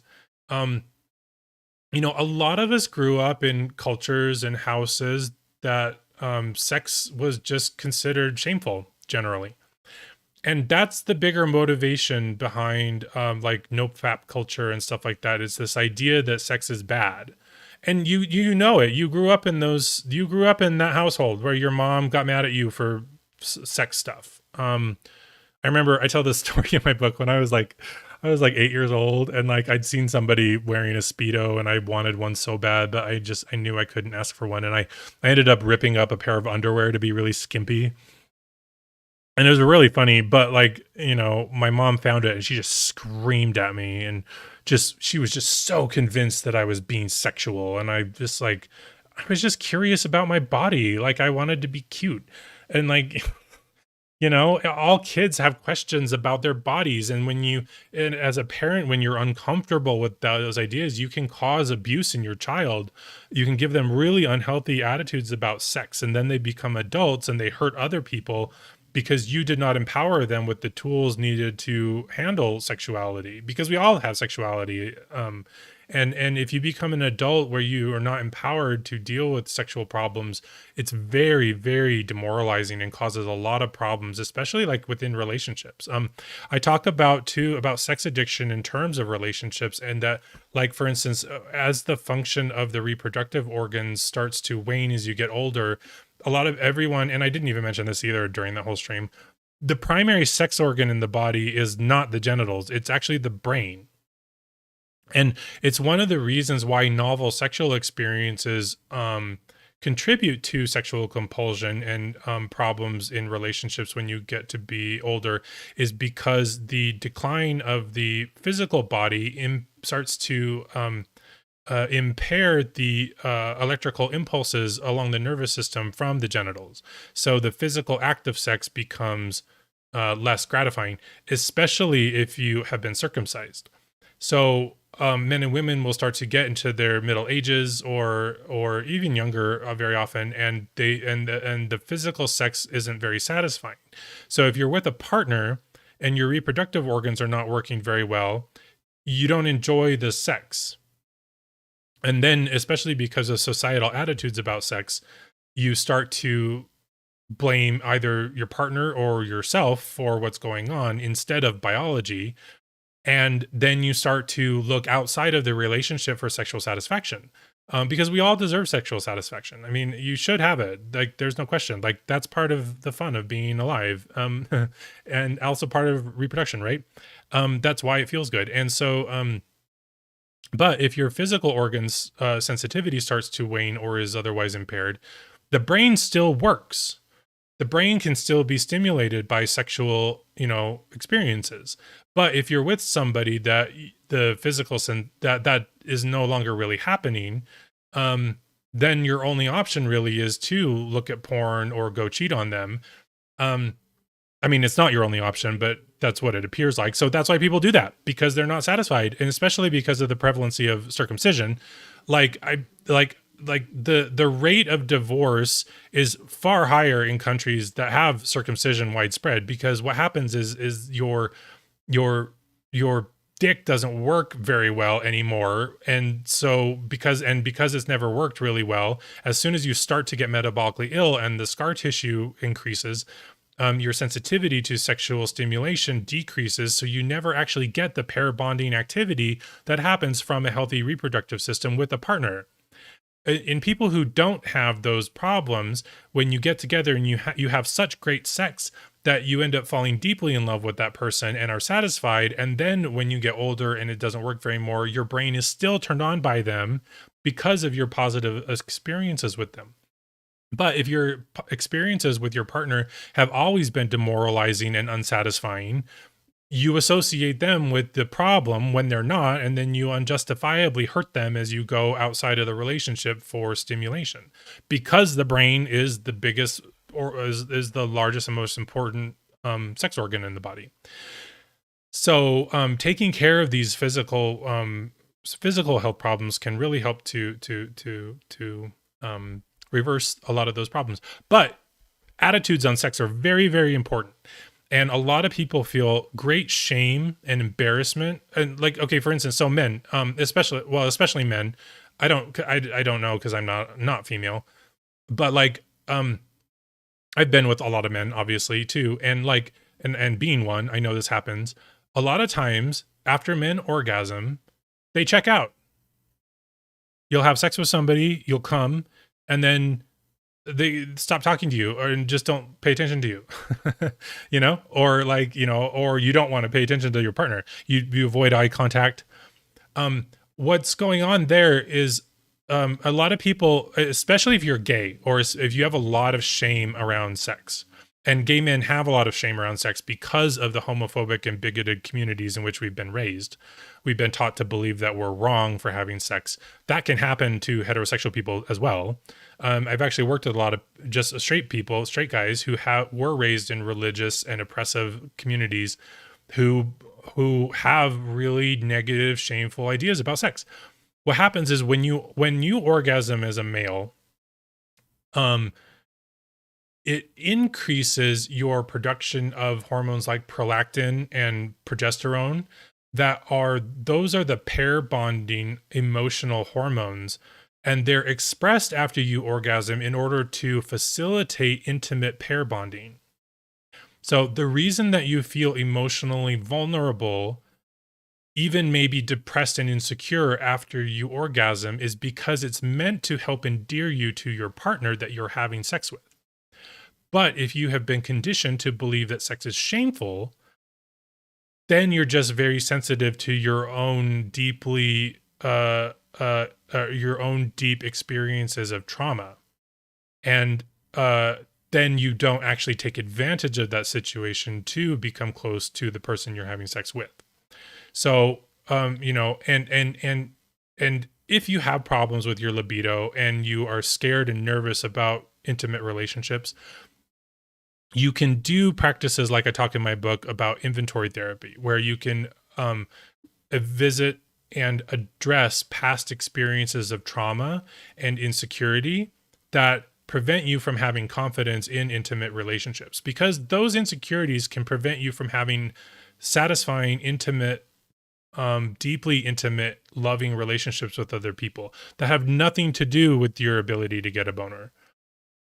Being able to be intimately close to somebody, a partner, even if you're straight and in a heterosexual relationship, your partner is supposed to be a friend and somebody that you love dearly, and is an equal. And when you are insecure about being emotionally vulnerable with somebody, we often treat them as objects instead of people. And that's just a defense mechanism because of our feelings of inadequacy in intimate relationships, because intimate relationships are scary. Like, the entire point is to be vulnerable, to give someone the opportunity to hurt you, but letting them prove that they are not going to. But a lot of people will hurt you still, and feeling insecure and lacking confidence going into sexual relationships can undermine it altogether, because you're preoccupied with your insecurities, and they can increase your adrenaline and cortisol production and inhibit erections as well in the first place. If you do introspective personal therapy, like the inventory therapy in my book, you can find confidence and self-worth for yourself that has nothing to do with transient, superficial qualities like whether or not you can get aroused. And then when you go into sexual, and also too, because a lot of people take sex very seriously, but that's also an inherited attitude from parents who were probably also insecure about sex. I remember I had a lot of conflict with my exes surrounding sex that originated out of my own insecurity and shame around sex and sex performance that ended up hurting them and hurting our relationship. And I didn't need to do that. But at the time I wasn't even aware of what was causing those problems. And because we cannot be consciously aware of our psychological trauma. That's the whole nature of psychological trauma. Like, you can't be conscious about it. You have to preemptively address that trauma to find things out about yourself that you never even knew were possible. And that has nothing to do with whether or not you're fit or young and virile and can get a massive rock hard erection. It has everything to do with your psychological experience of growing up.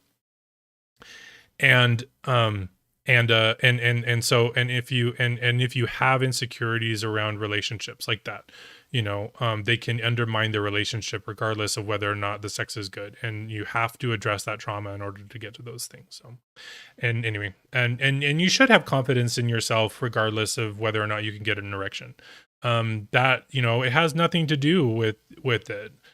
We just use those things as a substitute for true self-worth and self-compassion when we don't have them, because we don't know how to get them. But that's exactly how you get them, is by doing that kind of therapy. So anyway,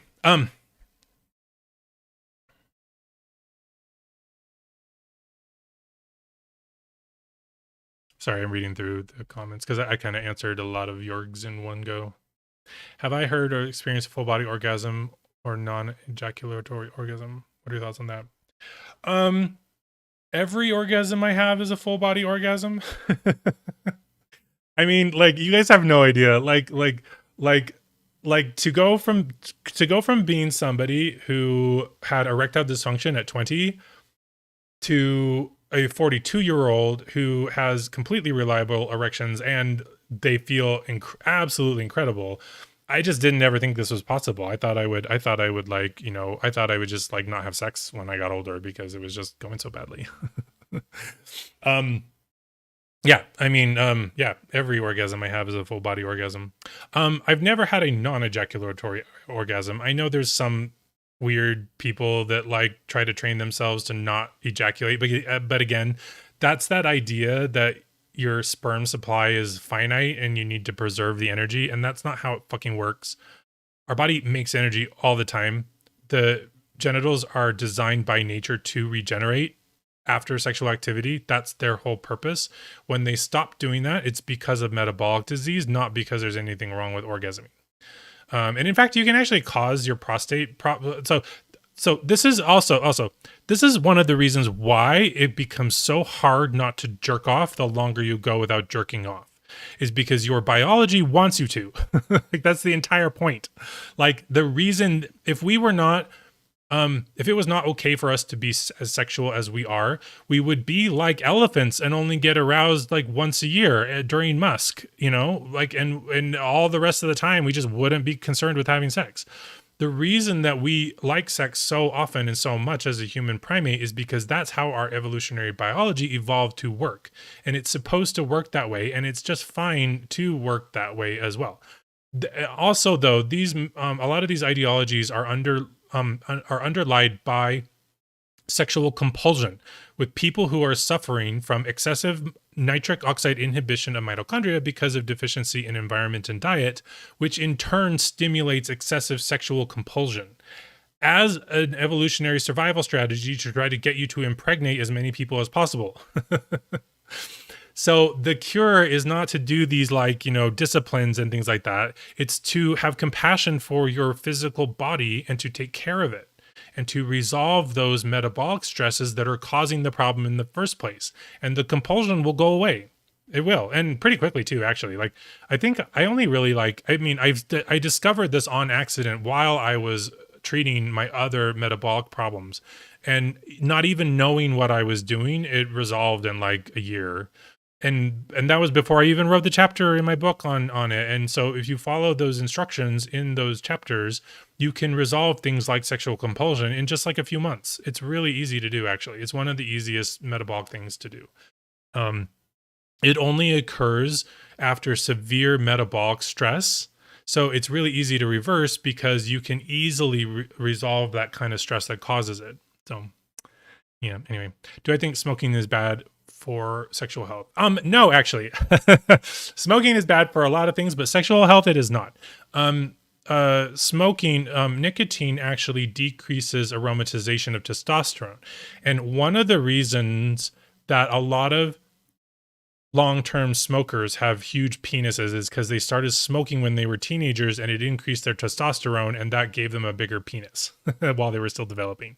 It will not do that for you if you are a grown adult, though. That's not how it works. Although I do think I know how to enlarge the penis, but I'm not ready to talk about that yet. So because I'm not totally sure about the eyeball, I have to figure out the biology behind it. So in promoting less aromatization of testosterone, it can actually increase your libido.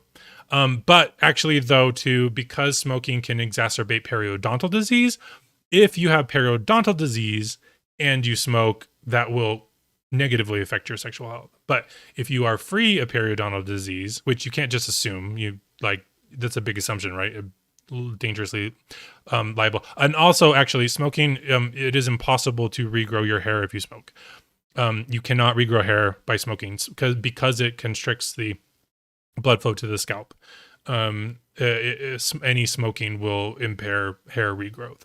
I told you in other streams, I experimented with nicotine actually a few years ago. And when I did experiment with smoking, my hair regrowth completely stopped. So it just, if you are losing your hair or have a tendency to do that, smoking will just make that worse. But for sexual health, if you're not losing your hair and you don't have periodontal disease, then smoking. But also smoking can cause lung cancer, but also not because of the smoke. The reason smoking causes lung cancer is because of the fiberglass filters in cigarettes. Those little fiberglass shards get lodged into your lungs and we cannot dissolve glass. And so it ends up cutting your lung tissue all the time and keeping it in a suspended state of laceration. And then over time, the body tries to deal with it by forming a tumor around this like fibrotic tissue around the fiberglass. And then that becomes atrophied and then cancerous and then it spreads through your body. And so anyway, so I'm not recommending smoking, but specifically nicotine actually increases testosterone. So it can be used sometimes, but not if you have periodontal disease or hair loss. So. Tonga Ali. I don't really have an opinion on that. Is that a testosterone I think it's a nitric oxide increasing supplement. I think I think that Tonga Ali increases nitric oxide, and that can be bad if you are not taking care of your metabolic rate. So this is also, so I went through this route. I think I have tried it. I think it was about 6 years ago. I have tried in the past, I mean, even before I began this work, I had tried products that were promoted, and herbal products that were promoted as aids for erectile dysfunction. But all they did was give me the same symptoms as taking pre-workout or erectile dysfunction medication, which were negative. I mean, I would get an erection, but like I would get puffy too, and like have puffy under eyes. It does not help to take erectile dysfunction herbs or medicines in the long term, and will make your health problems worse, because the problem is how the nitric oxide is functioning, not just that it's there. Like, this entire stream I talked about how the differences between endothelial and inducible nitric oxide. And if you take herbs or medications that increase nitric oxide when you have metabolic dysfunction, it will only end up increasing your inducible nitric oxide and will accelerate the aging process. Every old man that goes on Cialis or Viagra, they start to age so rapidly because the nitric oxide inhibition of mitochondria by inhibiting cellular respiration increases the aging process. So while it might help you get an erection, it actually will make you older faster because it's basically suffocating your tissues. So don't take those herbs and supplements. Focus on restoring your healthful function of nitric oxide, like I talk about in my book. The other thing is that you don't need to do that. You really just need to eat enough watermelon. Watermelon is really high in citrulline, and it promotes ample nitric oxide function. And so, a deficiency of watermelon actually can cause erectile dysfunction and as we age too, and citrulline is interconverted to arginine and proline as well. And as we age, those functions decline. So just taking care of your metabolic health, the way that I talked about for libido in the stream in my book, that you need to do that, and you can support that by just eating plenty of watermelon, and then that's like more than enough, like citrulline. Did I say citric acid, or did I not say citrulline? It's been a long stream now. My brain's kind of dying. I think I might have said citric acid, citrulline. If I did, then whatever. But citrulline can supply in watermelon is really high in citrulline, and it can supply all your citrulline and arginine needs. But you need to make sure that your nitric oxide is functioning properly. Otherwise, all those other strategies won't do anything but make you older faster. So, and like I talked about, because carbon dioxide produced by mitochondria is the primary protective mechanism for the reproductive organs, but for that reason too, it also is a primary protector against aging. So if you're taking a lot of nitric oxide promoting products, but your metabolic rate is shit, and you're getting mostly inducible nitric oxide, then you're just going to accelerate your metabolic problems rather than fix them. So York, sometimes I can't feel my legs and it's really shitty feeling. Do you think this could be the cause of this? Yes. So numbness in your legs is very much related to blood volume deficiency problems, which means excessive electrolyte loss, probably through dietary stress, but also environmental stress like sunlight deficiency. It can also be a lot of people that get diabetes, get diabetic neuropathy. These are all problems of blood flow. I mean, neuropathy is related to your nerve function, but the nerves are becoming hypoxic because of the lack of blood circulation, and then that is in turn caused by deficiency of blood volume. And so the chapter in my book, GABA therapy and vascular insufficiency, that one is specifically for that problem. And can improve circulation to your legs. So, yeah.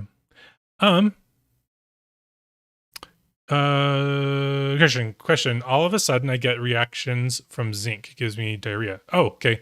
3 different brands already. 2 months ago, this was not a problem. Any idea what it could be? Yes, you probably have Clostridium difficile. Clostridium difficile actually uses zinc in an enzyme to induce I forget which toxin it is, but Clostridium difficile produces 2 toxins and then one other compound that's really bad for us. And one of them, I don't remember which one it actually uses zinc. And the body's reaction to the presence of Clostridium difficile is to induce diarrhea. I don't specifically know how to reliably and easily eliminate Clostridium difficile. I'm working on that right now, currently, actually, how to make it better. Watermelon can help a lot because the supply of nitric oxide to the gut is really important for maintaining the gut mucosal barrier. It also might have something to do with vitamin E and boron. And so you could try taking a low dose boron supplement. Oh, I didn't even talk about boron. Boron is actually like really important for sexual function. Okay, really quick. So really quick. So boron is our natural mechanism for releasing testosterone to facilitate sexual arousal in our body. When you get metabolically ill, boron is also involved in our immune function. So when you accumulate chronic pathogenic infection, you start to lose your boron supplies. And as you get metabolically ill and you get older, what happens is there's this complex in our body called sex hormone binding globulin, and it does just that. It binds sex hormones. So because if our body just made a lot of hormones and just released them into the body, you'd have too much, and you'd also run out really easily. So as a storage and regulatory mechanism, our body binds sex hormones in sex hormone binding globulin. And most of the hormones that circulate around the body are actually bound. And then it releases those when it needs them. And it does that through boron. And when you don't have enough boron, I think it's luteinizing hormone or something else that is a backup and is associated with metabolic illness and stress. And I can talk about that as well too. The soft glands and stuff. That's important. Yes. Thank you for reminding me. So,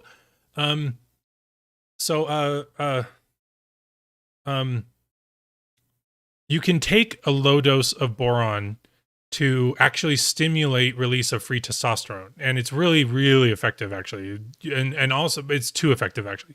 So you do not want to take a lot, nor especially and you also do not want to do it if you have a low metabolic rate. So there's a lot of controversy online about whether or not boron is useful for promoting testosterone or if it's estrogenic. The answer is that it's both. Because if you take boron, but you have a low metabolic rate, what happens is the testosterone is freed from sex hormone binding globulin, but your aromatization rate is too high. That testosterone will just aromatize into more estrogen and promote more fat gain and more estrogenic features. So you do not want to use boron if you have a low metabolic rate. But it doesn't need to be super high. It doesn't need to be the highest possible. You just need to get it out of the gutter. And you can measure it by the temperature and pulse diagnostic that's in my chapter on self-therapy and portion control. That diagnostic, let's say if your temperature is, at least like 85 at the peak during the day, not the lowest, but the peak, and your heart rate is at least 80, then you can use boron. And it can actually help too, because releasing boron from SHGB can promote anabolic activity and androgenic activity in your body.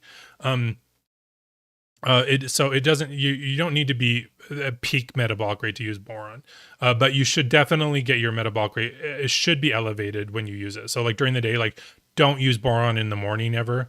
Use it later in the day when your metabolic rate is higher, especially if you've gotten some sunshine. Oh, and was it the chapter on hair and depression that I talk about sunlight on the testicles? So how I was talking about the nitric oxide inhibition of mitochondria. Well, that's happening in your balls. And so if you get sunlight on your testicles, that actually liberates the mitochondria in your testicles from the influence of excess nitric oxide, and that prevents aromatization. A lot of the reasons that men have erectile problems is because when your metabolic rate starts to decline, the absence of a high metabolic rate makes your testicles metabolic rate drops even lower because it's in our pants all the time. And one of the reasons that our testicles are on the outside of our body as a human male is because that exposes them to sunshine, actually. Unfortunately, it's illegal and immoral to expose your genitals to the public at large. And so you should do that in the privacy of your own home where you don't risk getting in trouble or offending people. But being naked in the sunshine is really, really important for peak testosterone function, actually. And this is actually also there's also a discrepancy between light types. So people will talk about doing red light on your balls. um, that helps to raise the metabolic rate, but testosterone production in the testicles is actually stimulated by UV light. But don't go and put a UV light on your balls because that will burn the shit out of them and it hurts like a motherfucker. UV burns from artificial lights are way more severe than from the sun. Don't do that. Just wait till the sun's around. If you can sit by an open window, or if you have a backyard or a private balcony or something, just do that. Just pull them out. And I get a little bit of sunshine. When I lived in LA, like we had a lot of spas that I could go to. So I would go to like these spas where they had an outdoor area, and so you can just walk around naked. Americans, we have such a horrible, we don't know how to enjoy life at all. Um uh but those spas, and I kind of found that I needed to go at least once a week, so to maintain a high level of testosterone. So I think like at least like once every 7 days is like a comfortable minimum. If you're healthier, like younger men don't need to do that because their metabolic rate is so high in general, and even just incidental very short bursts of light exposure are helpful. But as you get older and you have like high circulating like stress hormones and other factors that lower the metabolic rate, you become much more susceptible to testicular atrophy. And so then sun exposure there would be more important. Word, you asked, is there an upper age limit for any of these therapies, where one must accept and adapt, or does that vary too much per person to say?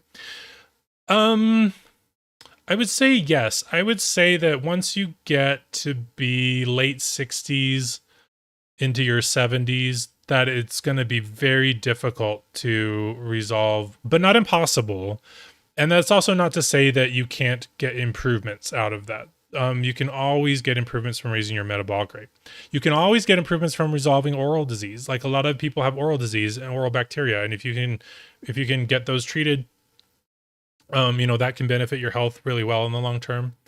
I think when you've gone for so many decades with severe metabolic illness, like what accompanies aging, it can be really difficult to regain those functions. And I wouldn't focus on that. I would just focus on your metabolic health in general. And then if it does benefit you in reproductive ways, then that'd be great. But we definitely don't need to age as much as we do. A lot of our early aging and early infertility is a consequence of dieting culture, excess exercise, exposure to toxic chemicals and endocrine disrupting chemicals, and sunlight deficiency.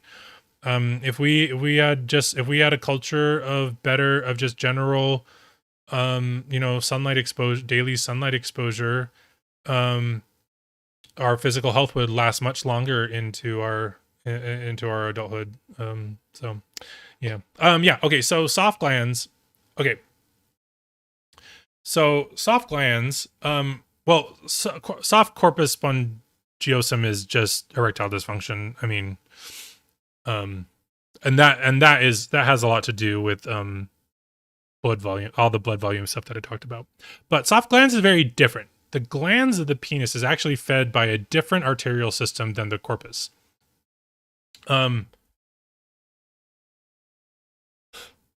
Excuse me. Is fed by a different arterial system than the corpus. And I didn't even know that I had soft glands until I figured out that I fixed it, or mostly fixed it. It took a few more years to get it like a lot better, but not years, like a year. Once I figured out what it was. So soft glands, because a lot of men don't even know about this. So, okay, so the glands of the penis is the head of the penis. And a lot of guys don't know that you can have a condition called soft glands where even if you do get an erection, your glands does actually not to mess properly. The glands in all penises should actually be as wide or wider than the shaft. It's supposed to be that way. When it is not that way, you have soft glands, and it actually affects sexual satisfaction. Actually, when the glands is not too messed, sex is not as stimulating. It doesn't feel as intense.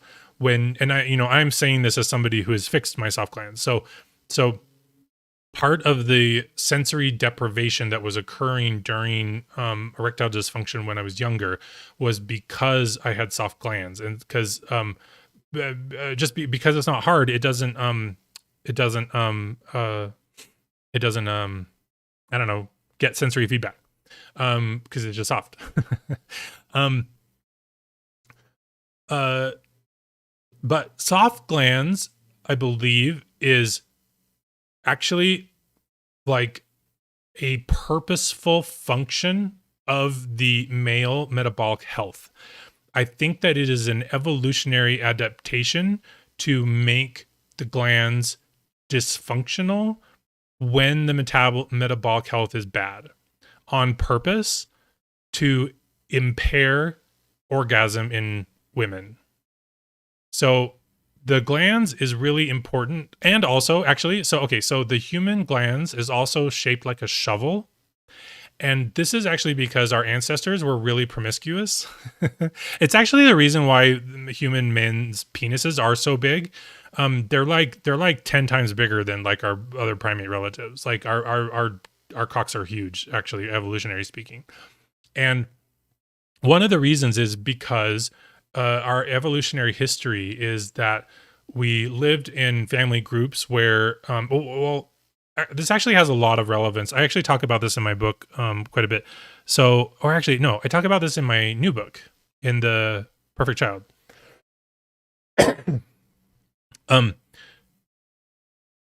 It was, we actually quite, human males are actually quite unique in nature, in that we do not directly compete with other males for the attention of females. And I'm not talking about me, obviously, because I'm gay. I don't compete for the attention of females at all. But men, human males, evolutionarily speaking, there was more of a fraternity behavior for sexual reproduction, where men would share sexual partners. That does not generally happen in the animal kingdom. Usually males compete, and aggressively and violently so, for the right to mate. But human males were a lot different. Human males actually cooperated in their mating practices for some reason or another. And that in turn made it so that women would have multiple sexual partners at a time. And when that happens, then evolutionary pressure made penises start to get bigger so that they could compete with other penises. So if your penis could reach further into a vagina, it was more likely to pass on the genes because it outcompeted the other penises. But also, that's also why the glans is shaped like a shovel, is because the shape of the glans would also remove semen from a vagina that was already in there. And this makes our ancestors sound like total sluts, and I mean they kind of were, but that doesn't mean that our ancestors were just these hedonistic carnal animals. Like, they still loved each other. Like, parents still, like, moms and dads still loved each other. Like, that's what the function of love is. Love is a pair bonding emotion that helps us make social groups, like family groups, right? And it was just that, like, promiscuity was just more common. Like, you could sleep with other people and have sex and have multiple children, and everybody raised them. And it's a lot like I don't know, it's a lot like maybe like a wolf clan, where, like, where there are multiple adults in a family group that all raised the children. That's what kind of was going on in our evolutionary human ancestry. And so that led to larger penises in males, as well as the shape of the glands. So that's why I also suspect that it is a metabolic evolutionary adaptation, that when a male is metabolically ill, that the glands actually does not to mess on purpose, so that it can't pass on, remove good DNA from a vagina that already has sperm in it. This is a really lascivious conversation. But I think that that's what happens, actually. So restoring the glands actually just involves fixing your metabolic health and getting your cardiovascular health on and addressing chronic bacterial infections and that kind of stuff. Like the glands, I don't know the exact mechanism, but it might be through, like, say, circulating endotoxin. So like if you harbor pathogenic bacteria that produce endotoxin, that endotoxin is really harmful, and it induces certain inflammatory regulators in the body. And those in turn probably promote soft glands, maybe also in addition to, say, high torporific hormones. Well, yeah, but actually, so I mean, but like, I did not come up with the idea about the glands shape, like the shovel shape of the glands and being a competitive mechanism with other men's sperm is established by anthropological science. That's not mine, but mine is that the function of the glands being soft is actually also purposeful in response to certain inflammatory conditions that are in the human male body. So if you resolve those conditions, which, and a lot of my book is really focused on that, it's all focused on restoring the metabolism, reducing inflammation, and those kinds of things. And then that will help restore it as well. The therapy in my book called, or the chapter on vascular insufficiency and general regeneration with GABA most strongly promotes glands enlargement. After I started doing, well, I'm trying not to say very specific personal experiences, but like the therapy for restoring vascular insufficiency that I talk about in the chapter directly fixed my soft glands condition, and very notably and obviously. Yeah, well, penis envy, but you don't need to be. So you're like, that's one of the things that I talk about your ideas of self-worth.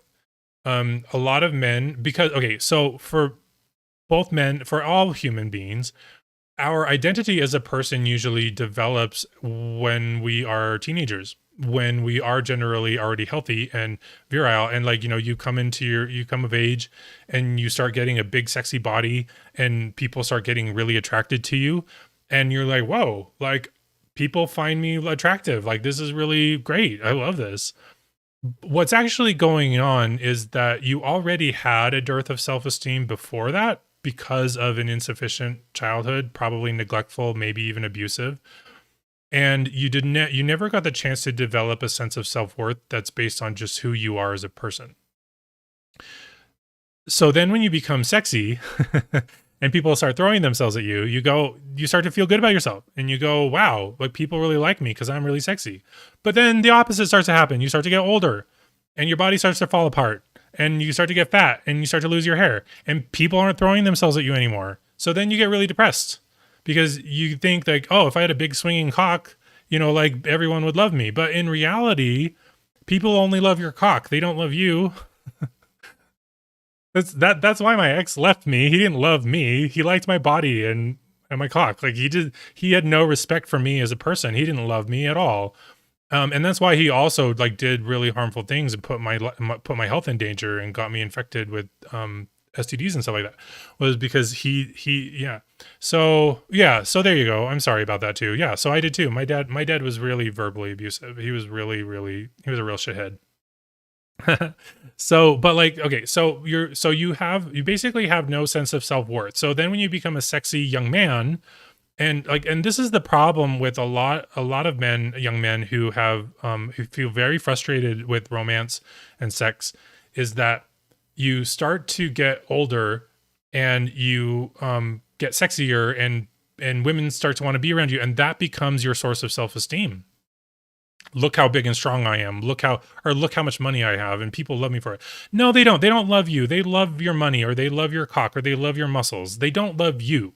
But the problem is that because it has been so hard for us in the past to find real love and also self-worth from our environment, this other stuff is our only source of self-worth. And then young men that don't even have that, young men that think that they're unattractive and undesirable, and don't have they see all these other boys getting laid all the time, and they're jealous.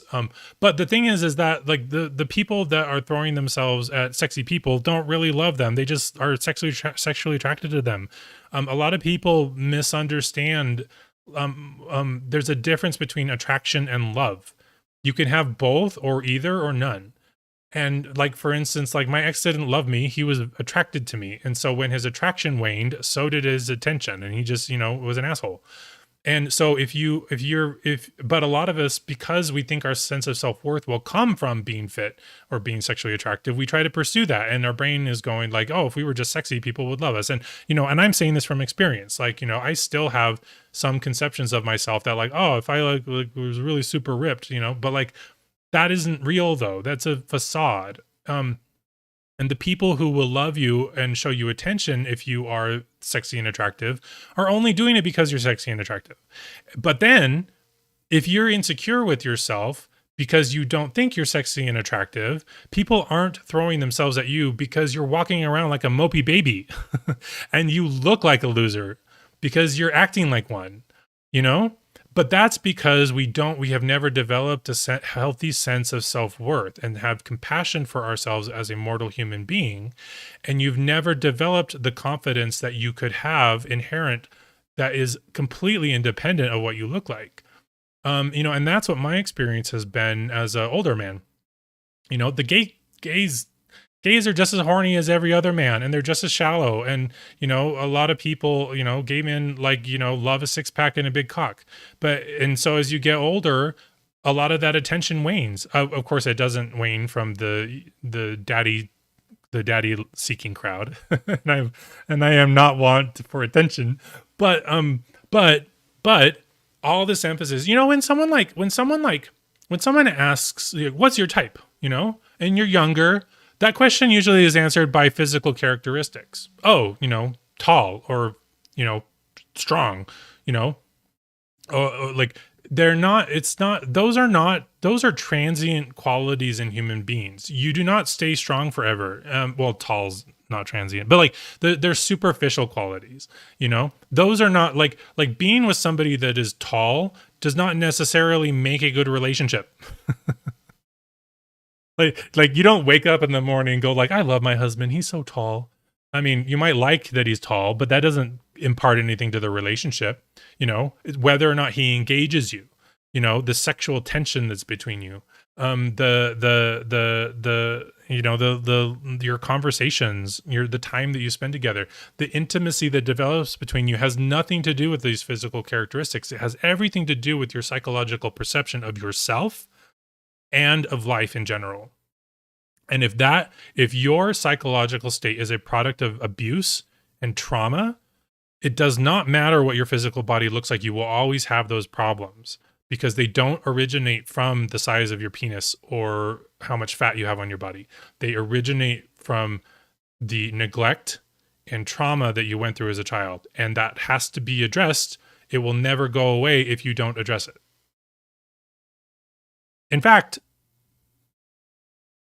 when people do try to address those things with superficial qualities like fitness or money, because it doesn't address those things, they become arrogant and insufferable and even violent or criminals.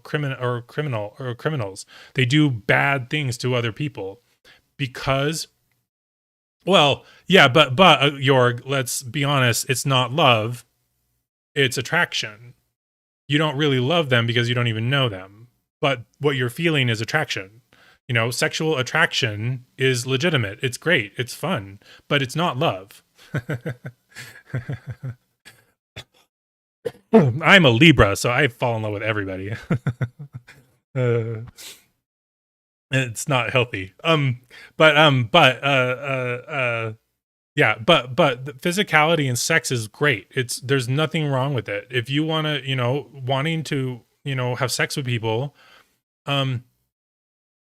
is there's nothing wrong with that or inherent with that. The problem is deceit and dishonesty. There's an article on my website called How to Get Laid or Fall in Love. And that walks through steps of like how to behave in such a way that can produce success for relationships or sexual encounters. And like, there's nothing wrong with being a slut. Like, if you just want to be slutty and sexy, like, you know, just be single and hook up all the time and have sex friends and stuff like that. Like, it's a problem when, like, you know, you feel like you're supposed to get in a relationship and then you get into one and then you just are unhappy and miserable, and so you cheat on that person and then expose them to STDs and all that stuff. Like, that's wrong. But wanting to have sex with people is not wrong. But like, you know, but misunderstanding the difference between love and attraction causes us a lot of problems, because a lot of us mistake, especially chronically online guys who have low self-esteem, who think that sex is love, and it's not. Sex is sex, and attraction is attraction, and love is different. Love is something that happens when you get to know somebody very deeply on an intimate level, and that cannot happen if you suffer from psychological trauma, because the trauma prevents roadblocks to intimacy, because you're too afraid to share yourself with another person. And you communicate these things by disconnecting or not making yourself available, being shy. Like, those defensive mechanisms prevent intimacy, not the size of your penis or the shape of your body. So anyway, let's see. Okay, I think I'm gonna end. Thanks, York, for asking all those questions, though. Yeah. Well, again, that is attraction, but you know, it's not even to say that you can't get somebody out of your league. Lots of people can. I was out of my ex's league and he still got me. I would avoid men out of my league because I was so insecure with who I was that one of my control mechanisms was to date people that I thought were less attractive than me, because that, in my brain, like, that made me feel safe, because I was like, I'm hotter than them. Like, you know, there's no way they'll ever leave me. But that's not true. My ex left me and he was an asshole.